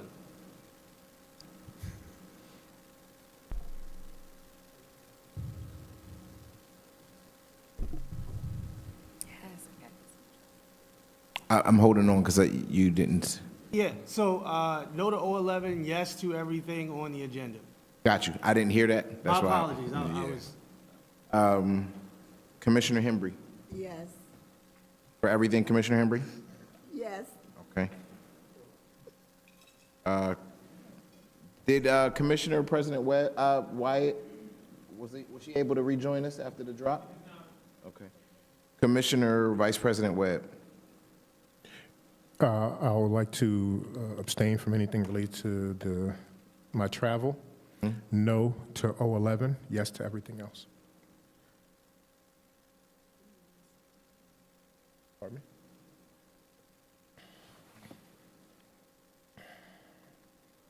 me? With the noted no's on 011 and one noted no on 010, all items pass except for 011. Good. I'll entertain a motion to adjourn. Second. No, you need to make the motion, please. I'd like to make a motion to adjourn. Thank you. Second. Been properly moved by Commissioner Smith, seconded by Commissioner Malone, that the board now adjourn this meeting in the public. You heard the motion. Are you ready for the question? There being none, all in favor? All opposed have the same right. Motion carried. Meeting adjourned at 10:17. Thank you very much. Yes, we are 47 minutes over from last meeting. And I hope Mr. Cox will be the timer and discussions will be limited because we did it in October. Thank you, Mr. Cox. We love you. Oh, no, absolutely.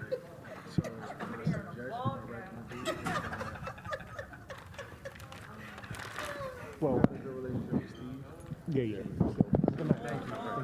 I think